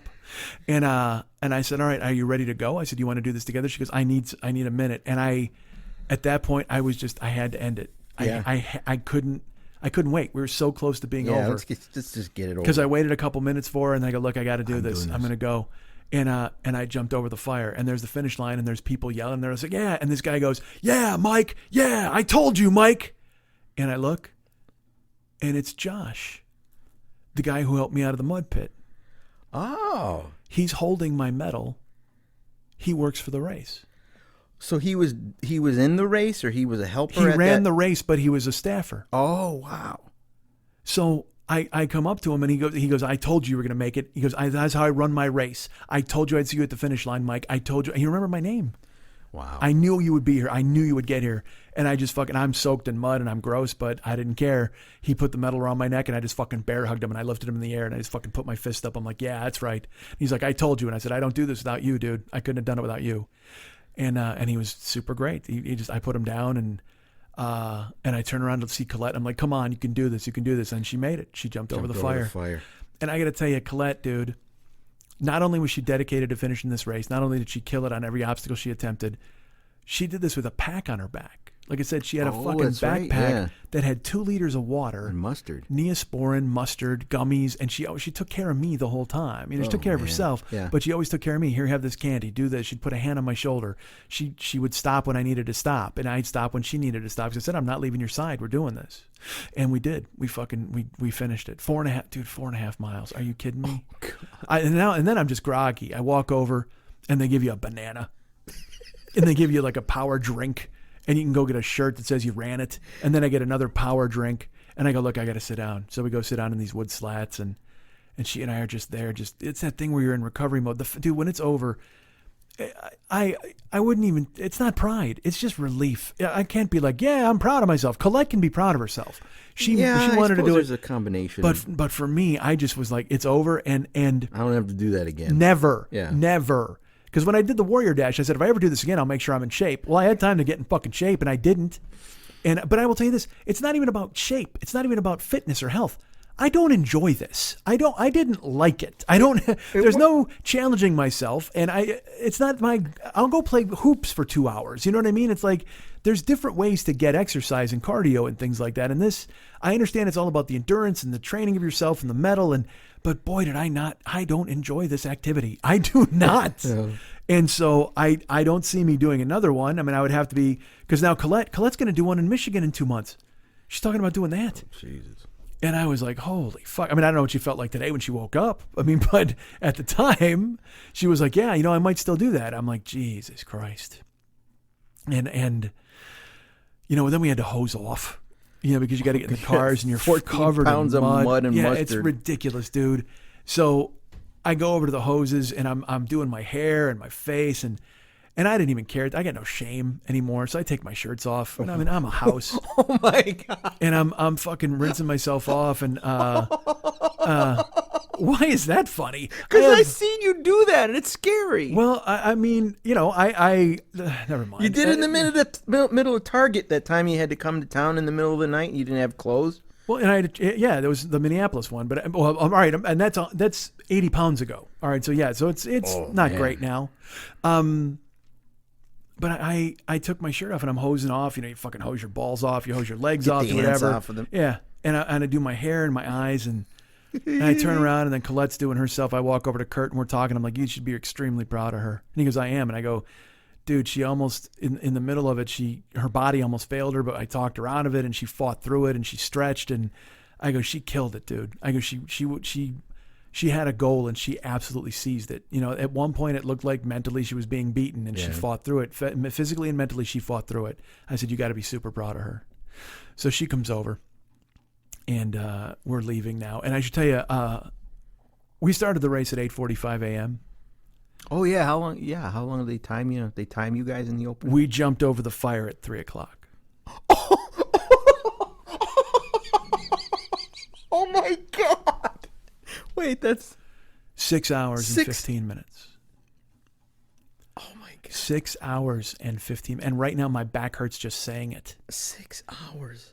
6 hours and 15 minutes uphill, downhill through mud. Oh, jeez Louise. Dude, it was, because I literally said to myself, I'm like, well, the Warrior Dash took 3 hours, whatever it was. Yeah. I guess I'll probably bang this out in 3.5, and then I'll be back in the room with plenty of time for the show. Because you had a show that night, yeah. We finish at 3, and by the time we're done hosing off and getting ready to go, we get to the car, it's 4:00 in the afternoon. At that point, I think it's, again, hindsight, it's 2020. It might have been cool to go to the show all still covered in mud. Wouldn't that have been funny? I'm not being facetious or anything. Isn't that hysterical to think about? I thought of it. Wouldn't you just, because you were sitting on stage and you're still in your shirt in the mud. Because you know how bad mud looks when it's I threw a photo on Instagram. Okay. I had mud in my hair, and I even after hosing myself off. But like you literally came right from the thing. But I'm going to tell you right now, literally, you saying that, I take this in the spirit it's intended. Yeah. I hate you for saying that. Why? Because it made me think of how I felt in those clothes at the race. There, I've got 30 pounds of mud and water soaked in them. Yeah. So I couldn't even breathe right. I felt so disgusting. I'm just thinking, of course, it's a story to me. I wasn't there. I didn't live. No, understood. I'm just saying I'm able to put myself back and just go, because I thought, you never want to be like that. Well, that again. did flash through my head. I'm like, well, we might have to really rampage to get this done. And what if I can't? But what if I don't get a shower after? In the sun for fucking 9 hours. You're not in the right headspace to start thinking about what would be funny on stage. You're just happy to be alive. Well, I considered that. Because I thought it would be funny, and then I'm like, fuck no, never. I wanted to take my clothes off in the parking lot. If I could have driven home fucking bare ass, I would have. It's disgusting. You just feel horrible. Oh God. So like I said, I got my shirts off and we go to Split, and there's a rock hill that you got to climb to get out. So we go walking up. They can't even let you out on even ground. We go walking up the rock hill, and finally Colette just goes, "Can we just skip the rock hill, please?" I just want a sidewalk in a parking lot. And Kirk goes, "Well, you're going to have to walk a hill." And she goes, "I don't care. We'll walk it at the end. It's fine." Yeah. So we're just silently we're still trying to recover, man. We're walking out, and there's everybody there. People are games and they're having fun and they're joking. And there's people waiting for their heat and people who finished, and people eating their bananas.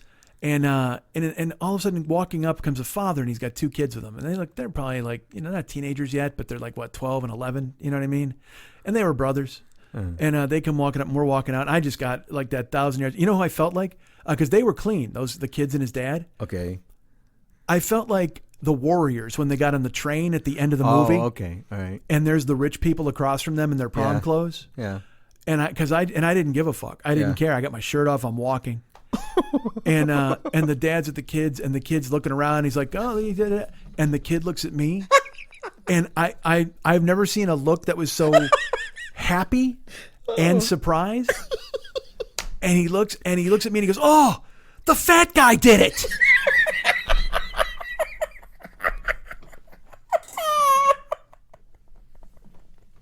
It's like the worst ending of a Clue game. The fat guy did it in the woods with the fire stick. The fat guy did it. Points right at me. And normally, like in surprise, right? But ecstatic. He was happy. He was like, "Hey, man!" He was like, "Ooh, the fat guy did it." Because they're seeing all these muscle heads and all this other stuff. All these fucking. He was truly impressed. He was impressed and happy. He was like, he did it. Yeah. And there was just that moment where normally I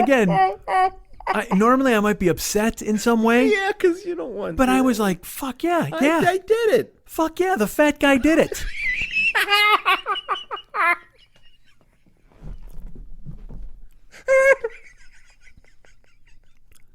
You guys can get me at Mike@MikeSchmidtComedy.com. You guys can be my friend at Facebook.com/the40year-old-boy. You can follow me at Twitter.com/the40year-old-boy. I'm on Snapchat. If I mentioned that, I should. I'm on Snapchat and Instagram at Mike40YOB. Snapchat and Instagram, Mike40YOB. And you know that you can find me at all those places, and find me quick, please, because I may not be on them soon enough. Ryan Dirks does all the web stuff for this program. He's available at Facebook.com/Ryan Dirks. You can find him there and be his friend. But don't bog him down with correspondence. That guy's busy. Yeah. He's got stuff to do, damn it. I sent him some stuff, and I got some more stuff lurking here that I need to send him. And then even more stuff after that, I understand. Yeah, there's some other stuff. So you can find Ryan Dirks at Facebook.com/Ryan Dirks. Giovanni Giorgio Peluso is the king of everything. He's the king of the swing, certainly. He's also the king of the tenors. Did you know that? I did not know that. Very beautiful singing Boss. voice. Well, good for Gio, and you can find him at all sorts of different places. He's at Facebook.com/Giovanni Giorgio Peluso. He does a bunch of web stuff for us. He actually he built the YouTube channel, as you all know. He's fantastic. He's advising me on other things that I've got coming up, all sorts of stuff. Oh, God. Which is great and exciting, and you should be happy about it, certainly. You can find him, like I said, at facebook.com/Giovanni Giorgio Peluso. You can go ahead and listen to his podcasts. He's got the Get It On podcast, the GIO Get It On podcast. He's also got the very important and very exciting FAQ Outdoors podcast. And he does all the Love Line stuff, man. He takes care of that for Adam Carolla and Dr. Drew. And they take him to their bosom, and they hug him, and they pet him, and they take him home, and they squeeze him. And Mom, can they keep him? Mom, can they keep that Gio? They want to. And you can too, by finding him on all of his products and reaching out to him, or his addresses, or whatever the fuck you would call that. He's there. His stuff. Find him. And he wants to be seen. You know, we have sponsors of this show. I haven't mentioned sponsors in a while, but is it Mustard? No, Mustard is not sponsoring this. Because they should. They got a lot of free press. Mustard as a food group got a lot of mentions. We are sponsored. Well, I wouldn't even say as a food group. Mustard as a medicine got mentions. I didn't know mustard had medicinal qualities. Well, now it does, and now you do. But if you want to know about our sponsors, folks, Fearful Jesuit is our good friend, and he has a podcast called The Paranoid Strain. You should check it out. It's unbelievable. This month, it was just released, and I will, truth be told, in all of my travels and travails, I have not had a chance to listen just yet, and he's going to kill me for that. However, I'm looking forward to listening because it is part 1 of his 2-part 9/11 opus. And the artwork, because Mex does great artwork for this show. There's some badass artwork for this new episode. What is his position on this? Does he debunk theories? Does he support? What's his angle? Well, first of all, I'm disappointed you haven't listened to any shows from our sponsor. I don't listen to this show. That's a good point. He's a debunker. He goes on the road. He actually goes to places that have been involved in any sort of good for him, activity. Man. So the 9/11 is he explores conspiracy theories and then he tears them apart. Did he ever do the JFK thing? I don't think he's gotten into it with real in-depth stuff just yet because he's dealing a lot more with the Freemasons and Tea Parties and a lot of that bullshit and the Illuminati and but it's amazing stuff that he's been doing. And this 9/11 show is the part 1 of part 2, and it's a very personal show to him because Fearful Jesuit saw the towers come down. Oh my gosh. He was actually in New York when it occurred, and so he brings a lot of personal reflection to this. He actually he went out on the road for this. He went back and relived a lot of things. So please give it a listen. I'm going to give it a listen so I can speak more educationally.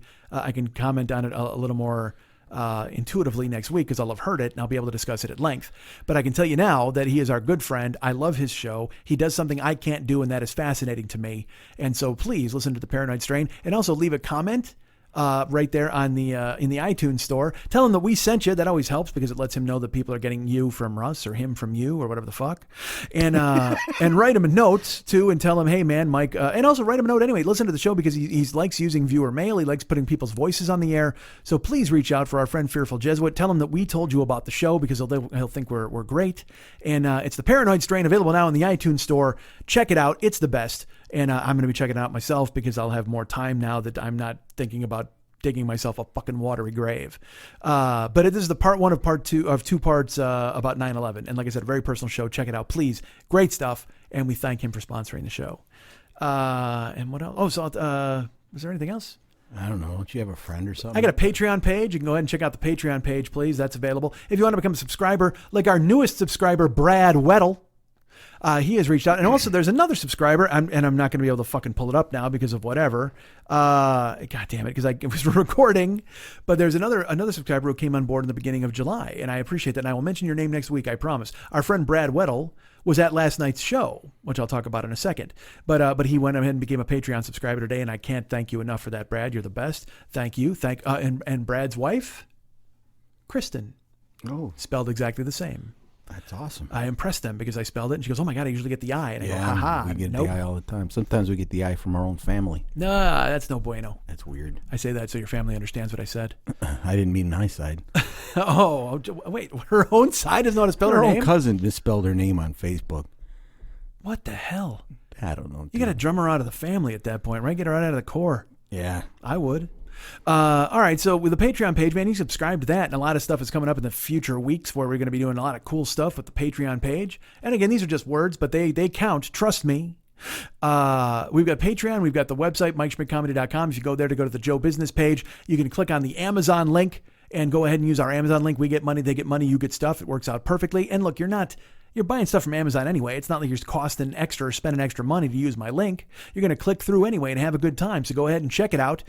Be on alert, I guess is what I would use. And go ahead and go to the Joe Business page. Use the Amazon link. We get money, they get money, you get stuff. It works out perfectly for all involved.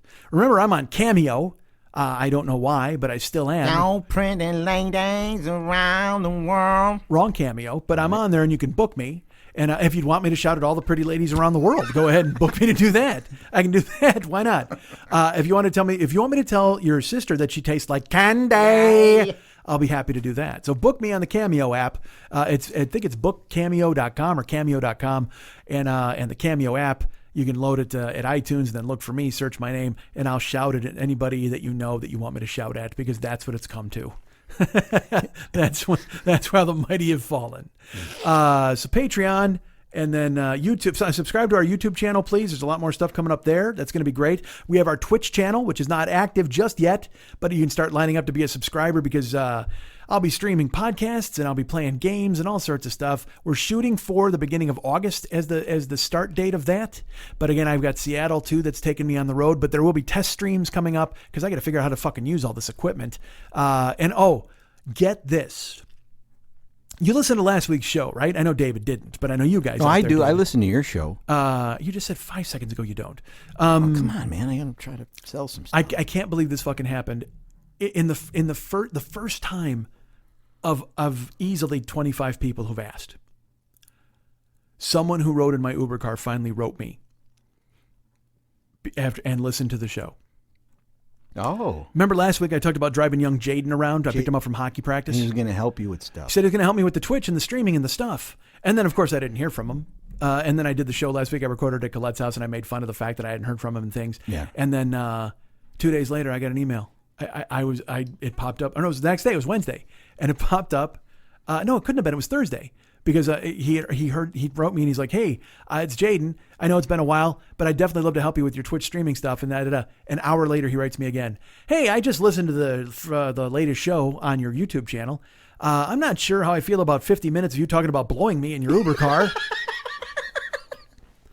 Just say the fat guy did it. He goes, I didn't anticipate that, but that's fine. He goes, I'm a little more hurt that you said my name is the epitome of millennials' names, but I got to admit, hearing you talk about me for that long was the weirdest thing ever, but I'm totally on board with helping you put together your Twitch and stuff.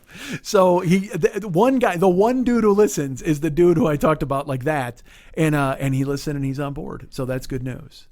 When we left the race yesterday, oh, you know what? Fuck, I got to talk about Art by DMH. I forgot to mention that. Our friend David Hernandez. That guy, you can easily forget him. Nah, I can't. Art by DMH, all the music, all the artwork for the show is created by my friend David Hernandez, who you've heard all show long.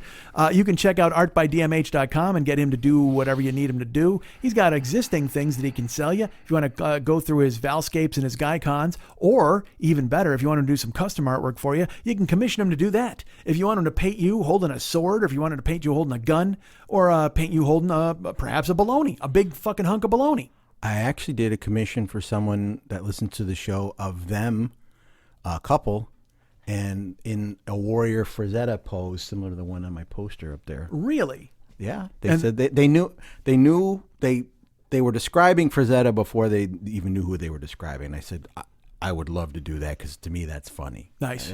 That was cool. That was perfect. Fun. So awesome. So he will do all of those cool things for you. You find him at artbydmh.com. That's artbydmh.com, and hire him to do whatever you need him to do. Is my voice fried? My voice seems fried.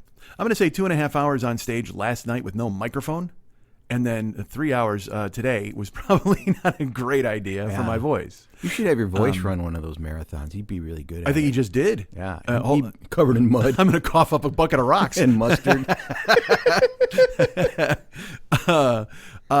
So, folks, last night we went out and we did a show. I wanted to tell you this. Fuck. Because I ended the show. Because you got to end on the fat guy did it. I mean, that's a clear ending of the show.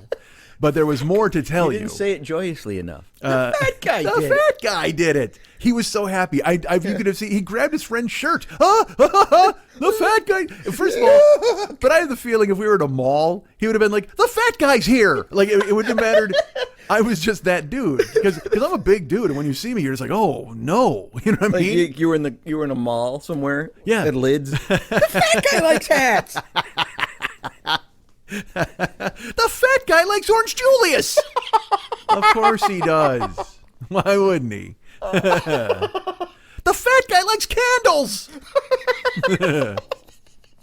Yeah, that's what it was. It was just he was just so yeah. It was like I felt like it was awesome. I was proud at the same time as like what? Hey, But it was very much like a weird moment of discovery. You know what I mean? It was you felt unique. Yeah. In the sea of all these Yeah. people that have run this thing, and you get called out, being noticed. That's kind of cool. Yeah, but again, as we know, Rebirth Day, we're working on losing weight and doing stuff because I'll tell you, if you're that fat that a fat guy, that a little kid has to say, call you the fat guy.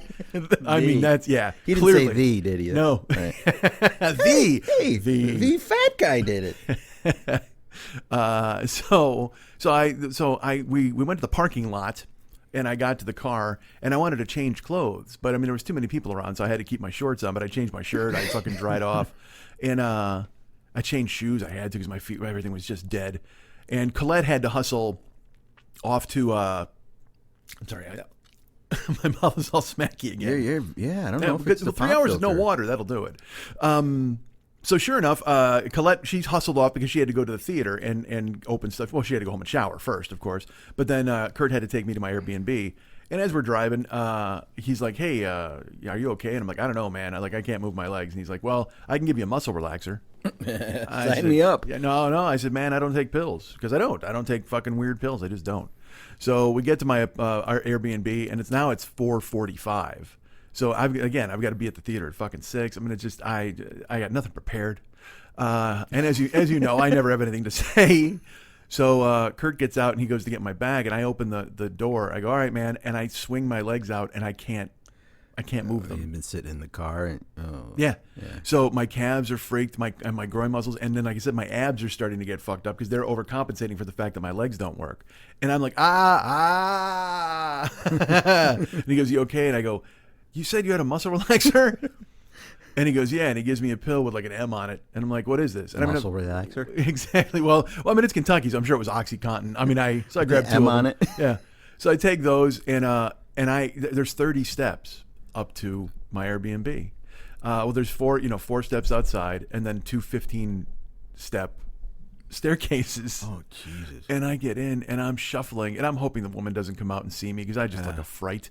And I have to take the steps one at a time and pause and breathe and pause. And it was almost like doing sets in a gym. You know what I mean? One, and just wait. I finally get upstairs, and I have to climb into the bathtub and just drop all my shorts off because I can't lift my legs to pull them out of the fucking holes. And but climbing into the bathtub was even a fucking chore. And then I roll out, and I'd put the muscle relaxer in my wallet. I went to the bed and I just laid down. Boom. And I figured I would just let my body fucking recover. And then I went, you know what? I forgot I got that muscle relaxer. So I grabbed my wallet, and I'm looking for it. And I can't find it. I finally moved some stuff around. There it is. So I grab it out, and I put the wallet on the table. And exactly, I'm just like, finally, Safety, thank God. yeah. And then I reach for my left hand to grab my propel, and I hit my right hand, and I drop the muscle relaxer. On the floor? On the fucking floor with wood slats. So I see it roll, but there's slats, so I'm like, it's gonna fall through. I'm like, fuck, and it rolls as far as a pill can roll, dude. And it was like a hexagon. It wasn't even like a round pill, but it fucking rolls. It's like, and I'm like, no, and I'm in the bed and I can't stop it. So I just have to pray that it stops somewhere convenient, and it rolls, and finally it rolls under the dresser. The night table, the side table, and I'm like, oh no, dude, no, help me! And I can't see it. So I now have to bend. I didn't want to bend. Bending was not an option, but I stand up, and I out of the softest bed in the world again, by the way. Yeah.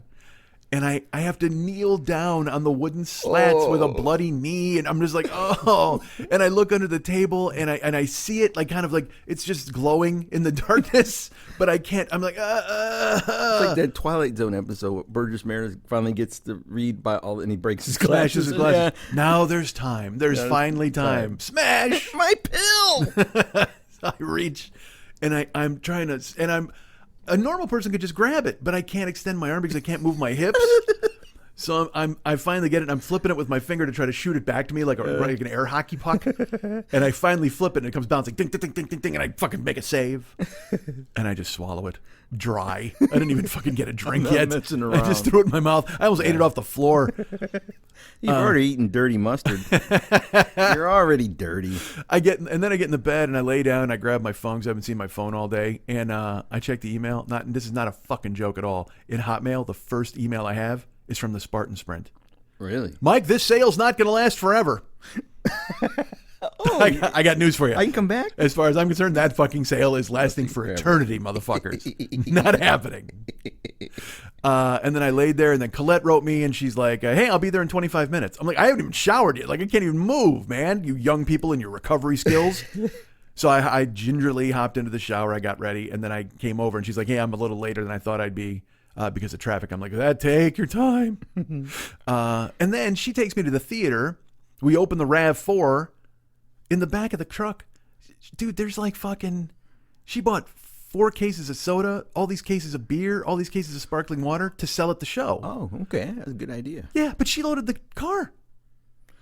Oh, She did a race. Wait, you sure Doug didn't? Maybe Doug did it. No, she did it. That's what she went home to do. Oh, jeez. Yeah, I can't fetch a pill that's a foot away. She's loading fucking cases of soda into a goddamn car.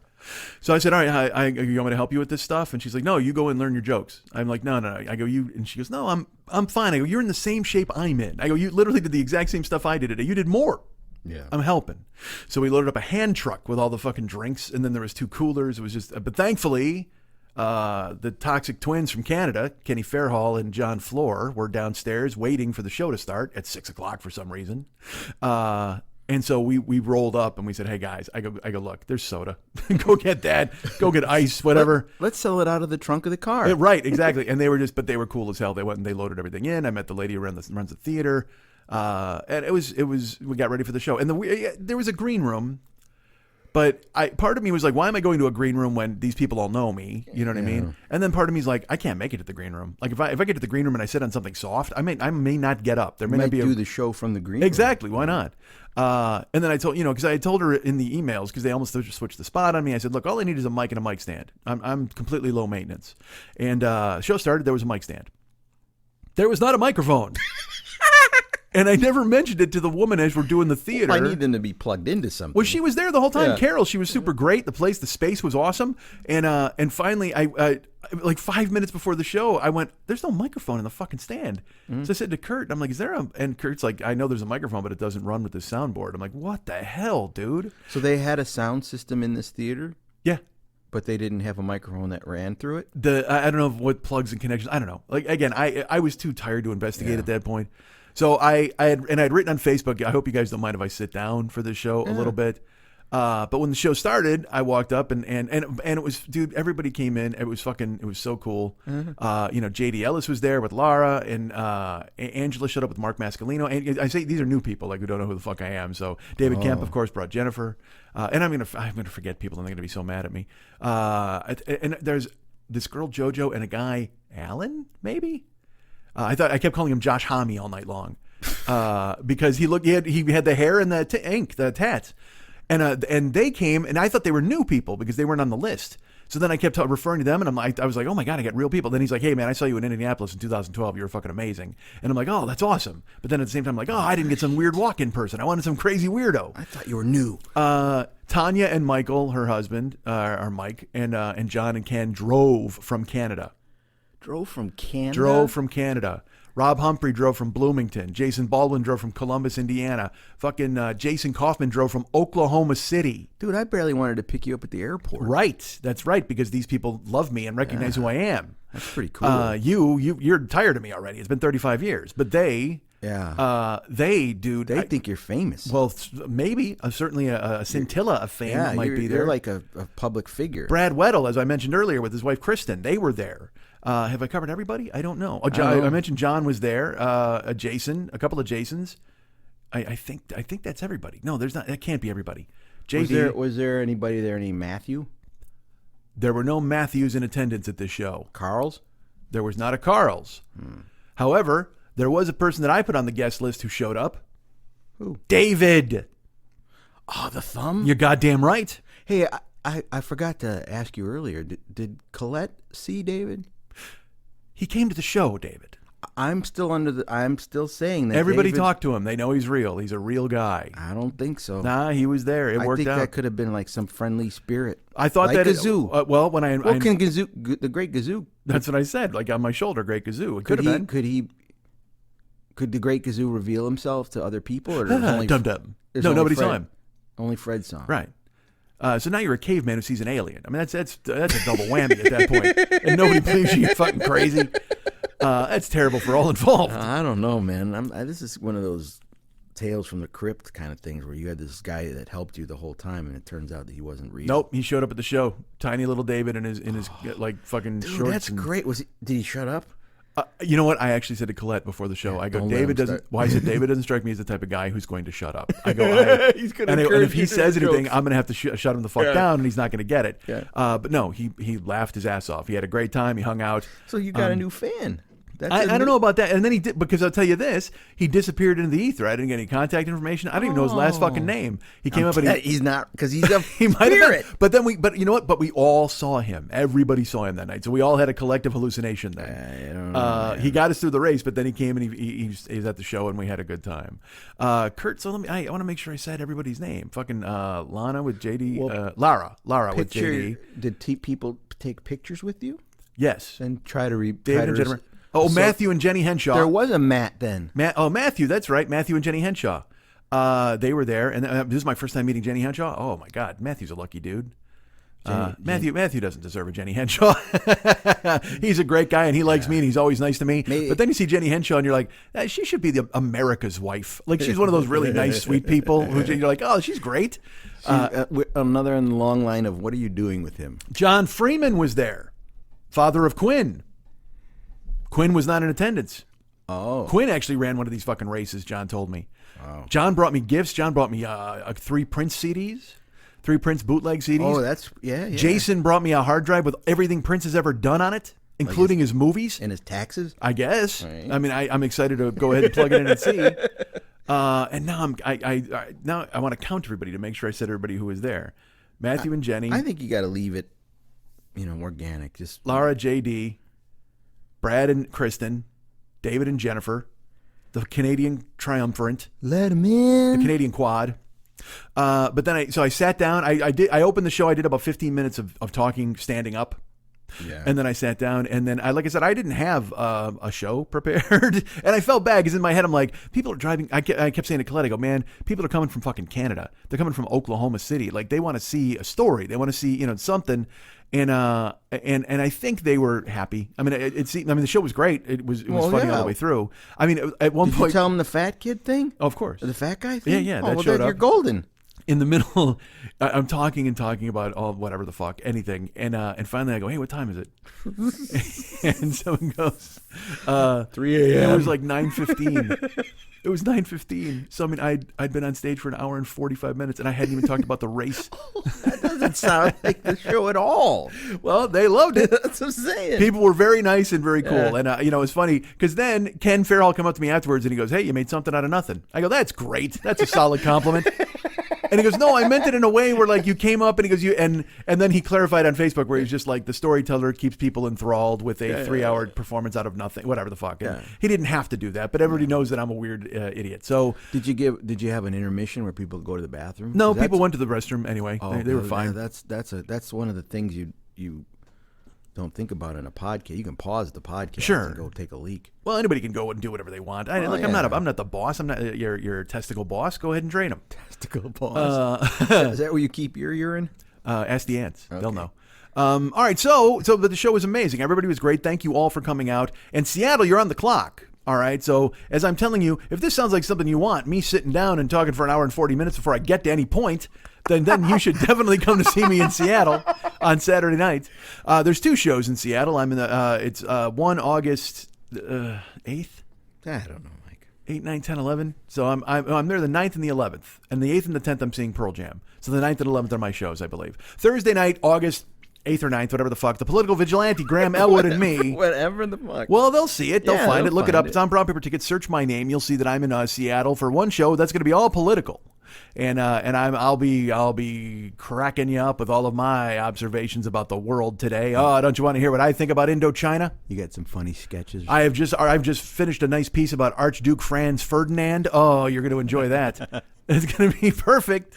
If you want to hear something about the Gulf of Tonkin resolution or whatever the fuck, Yeah, I'm going to bury you with that. It's going to be great. I have 25 minutes. Get this. I've done my research. I actually found the family of the guy in that photo from Vietnam who gets getting shot in the head. Yeah. I interviewed them, and I got some jokes out of that. It's going to be great. that's pretty funny. You know, I'm going to have a special guest. Graham and I are bringing a special guest. That naked toddler running down the street with her skin burned off? Yeah, she's going to come in and regale us with tales of how she survived. It's going to be fantastic. She did survive. She absolutely did. I've got some Nixon relatives. I'm going to bring them in for a foreshadowing of what is to come in our future. Definitely. I may. You know what? I'm just going to read aloud from the SALT II Treaty. I may do that as well.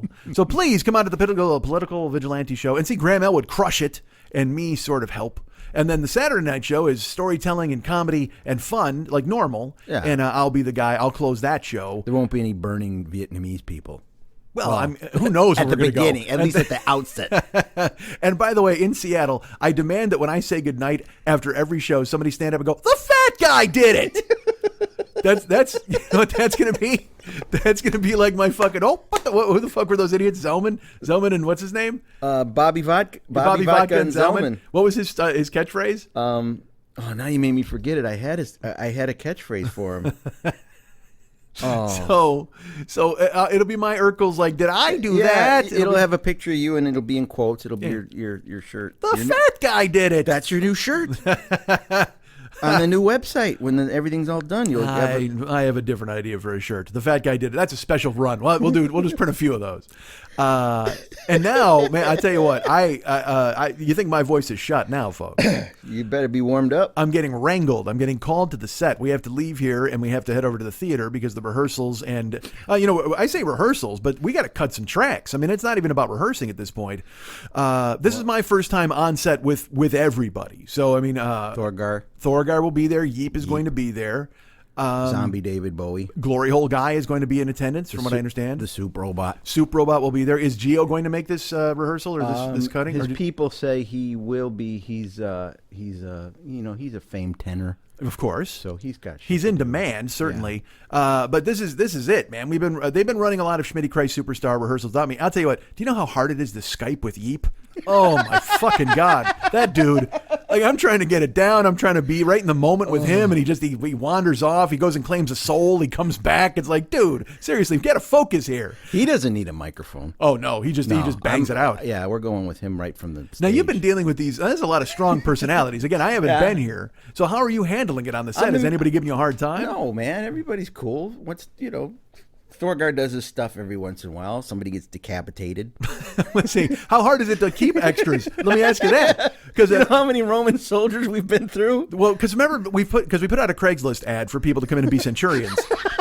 And they ran for the first week, and then Thorgar, he wiped out 2 or 3 of them, which he's wont to do. Literally, the guy just fucking turns around and his tail's going to kill somebody. But then we had to adjust the Craigslist ad, and we had to put, like, in parentheses, caution, may cause death. You may be injured. Yeah, you had to sign a waiver, all that kind of stuff. What is the smite? Smote? You may be smote. You may be smote. Caution, you may be smote. Never go on a job interview where you could get smoked. You possibly smoted. Yeah, that's not good at all. So, but I'm worried. I'm going to go over there. I'm going to do my best. Well, you're the lead role, man. You're certainly Schmitty Christ superstar. You're Schmitty Christ superstar. And you are Mexis? I am Mexis is scared a lot.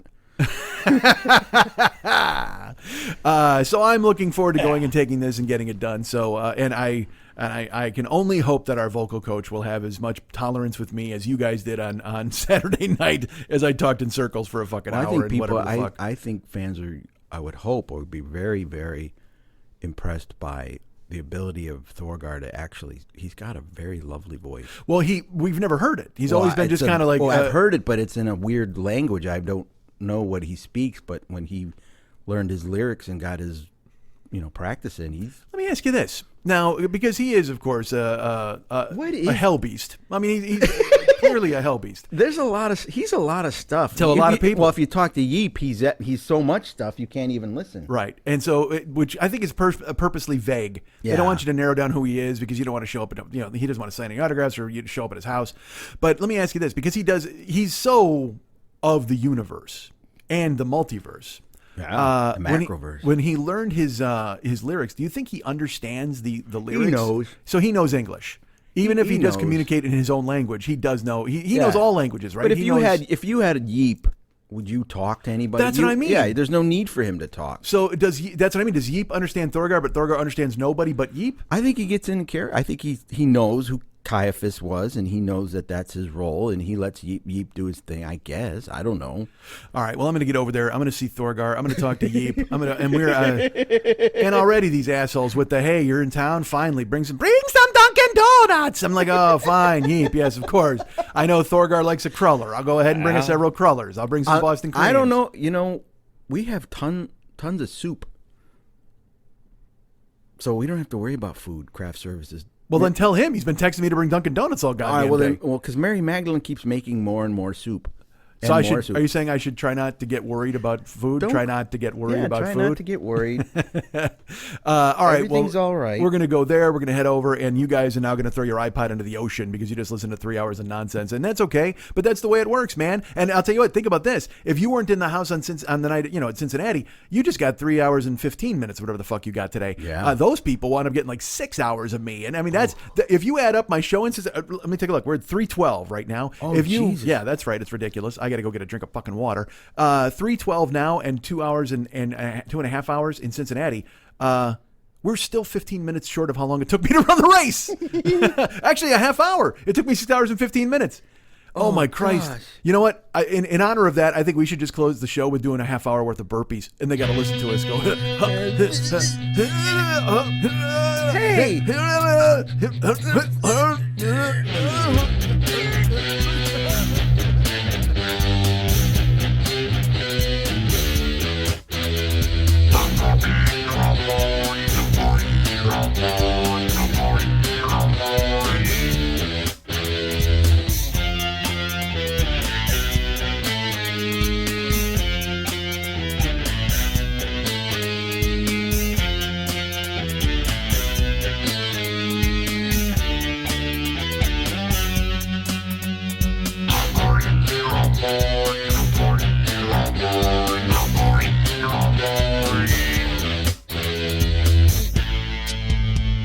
There's nothing lonelier than being trapped inside yourself. It's easier to hide when you pretend you're the knight. Women love a guy with a giant neck.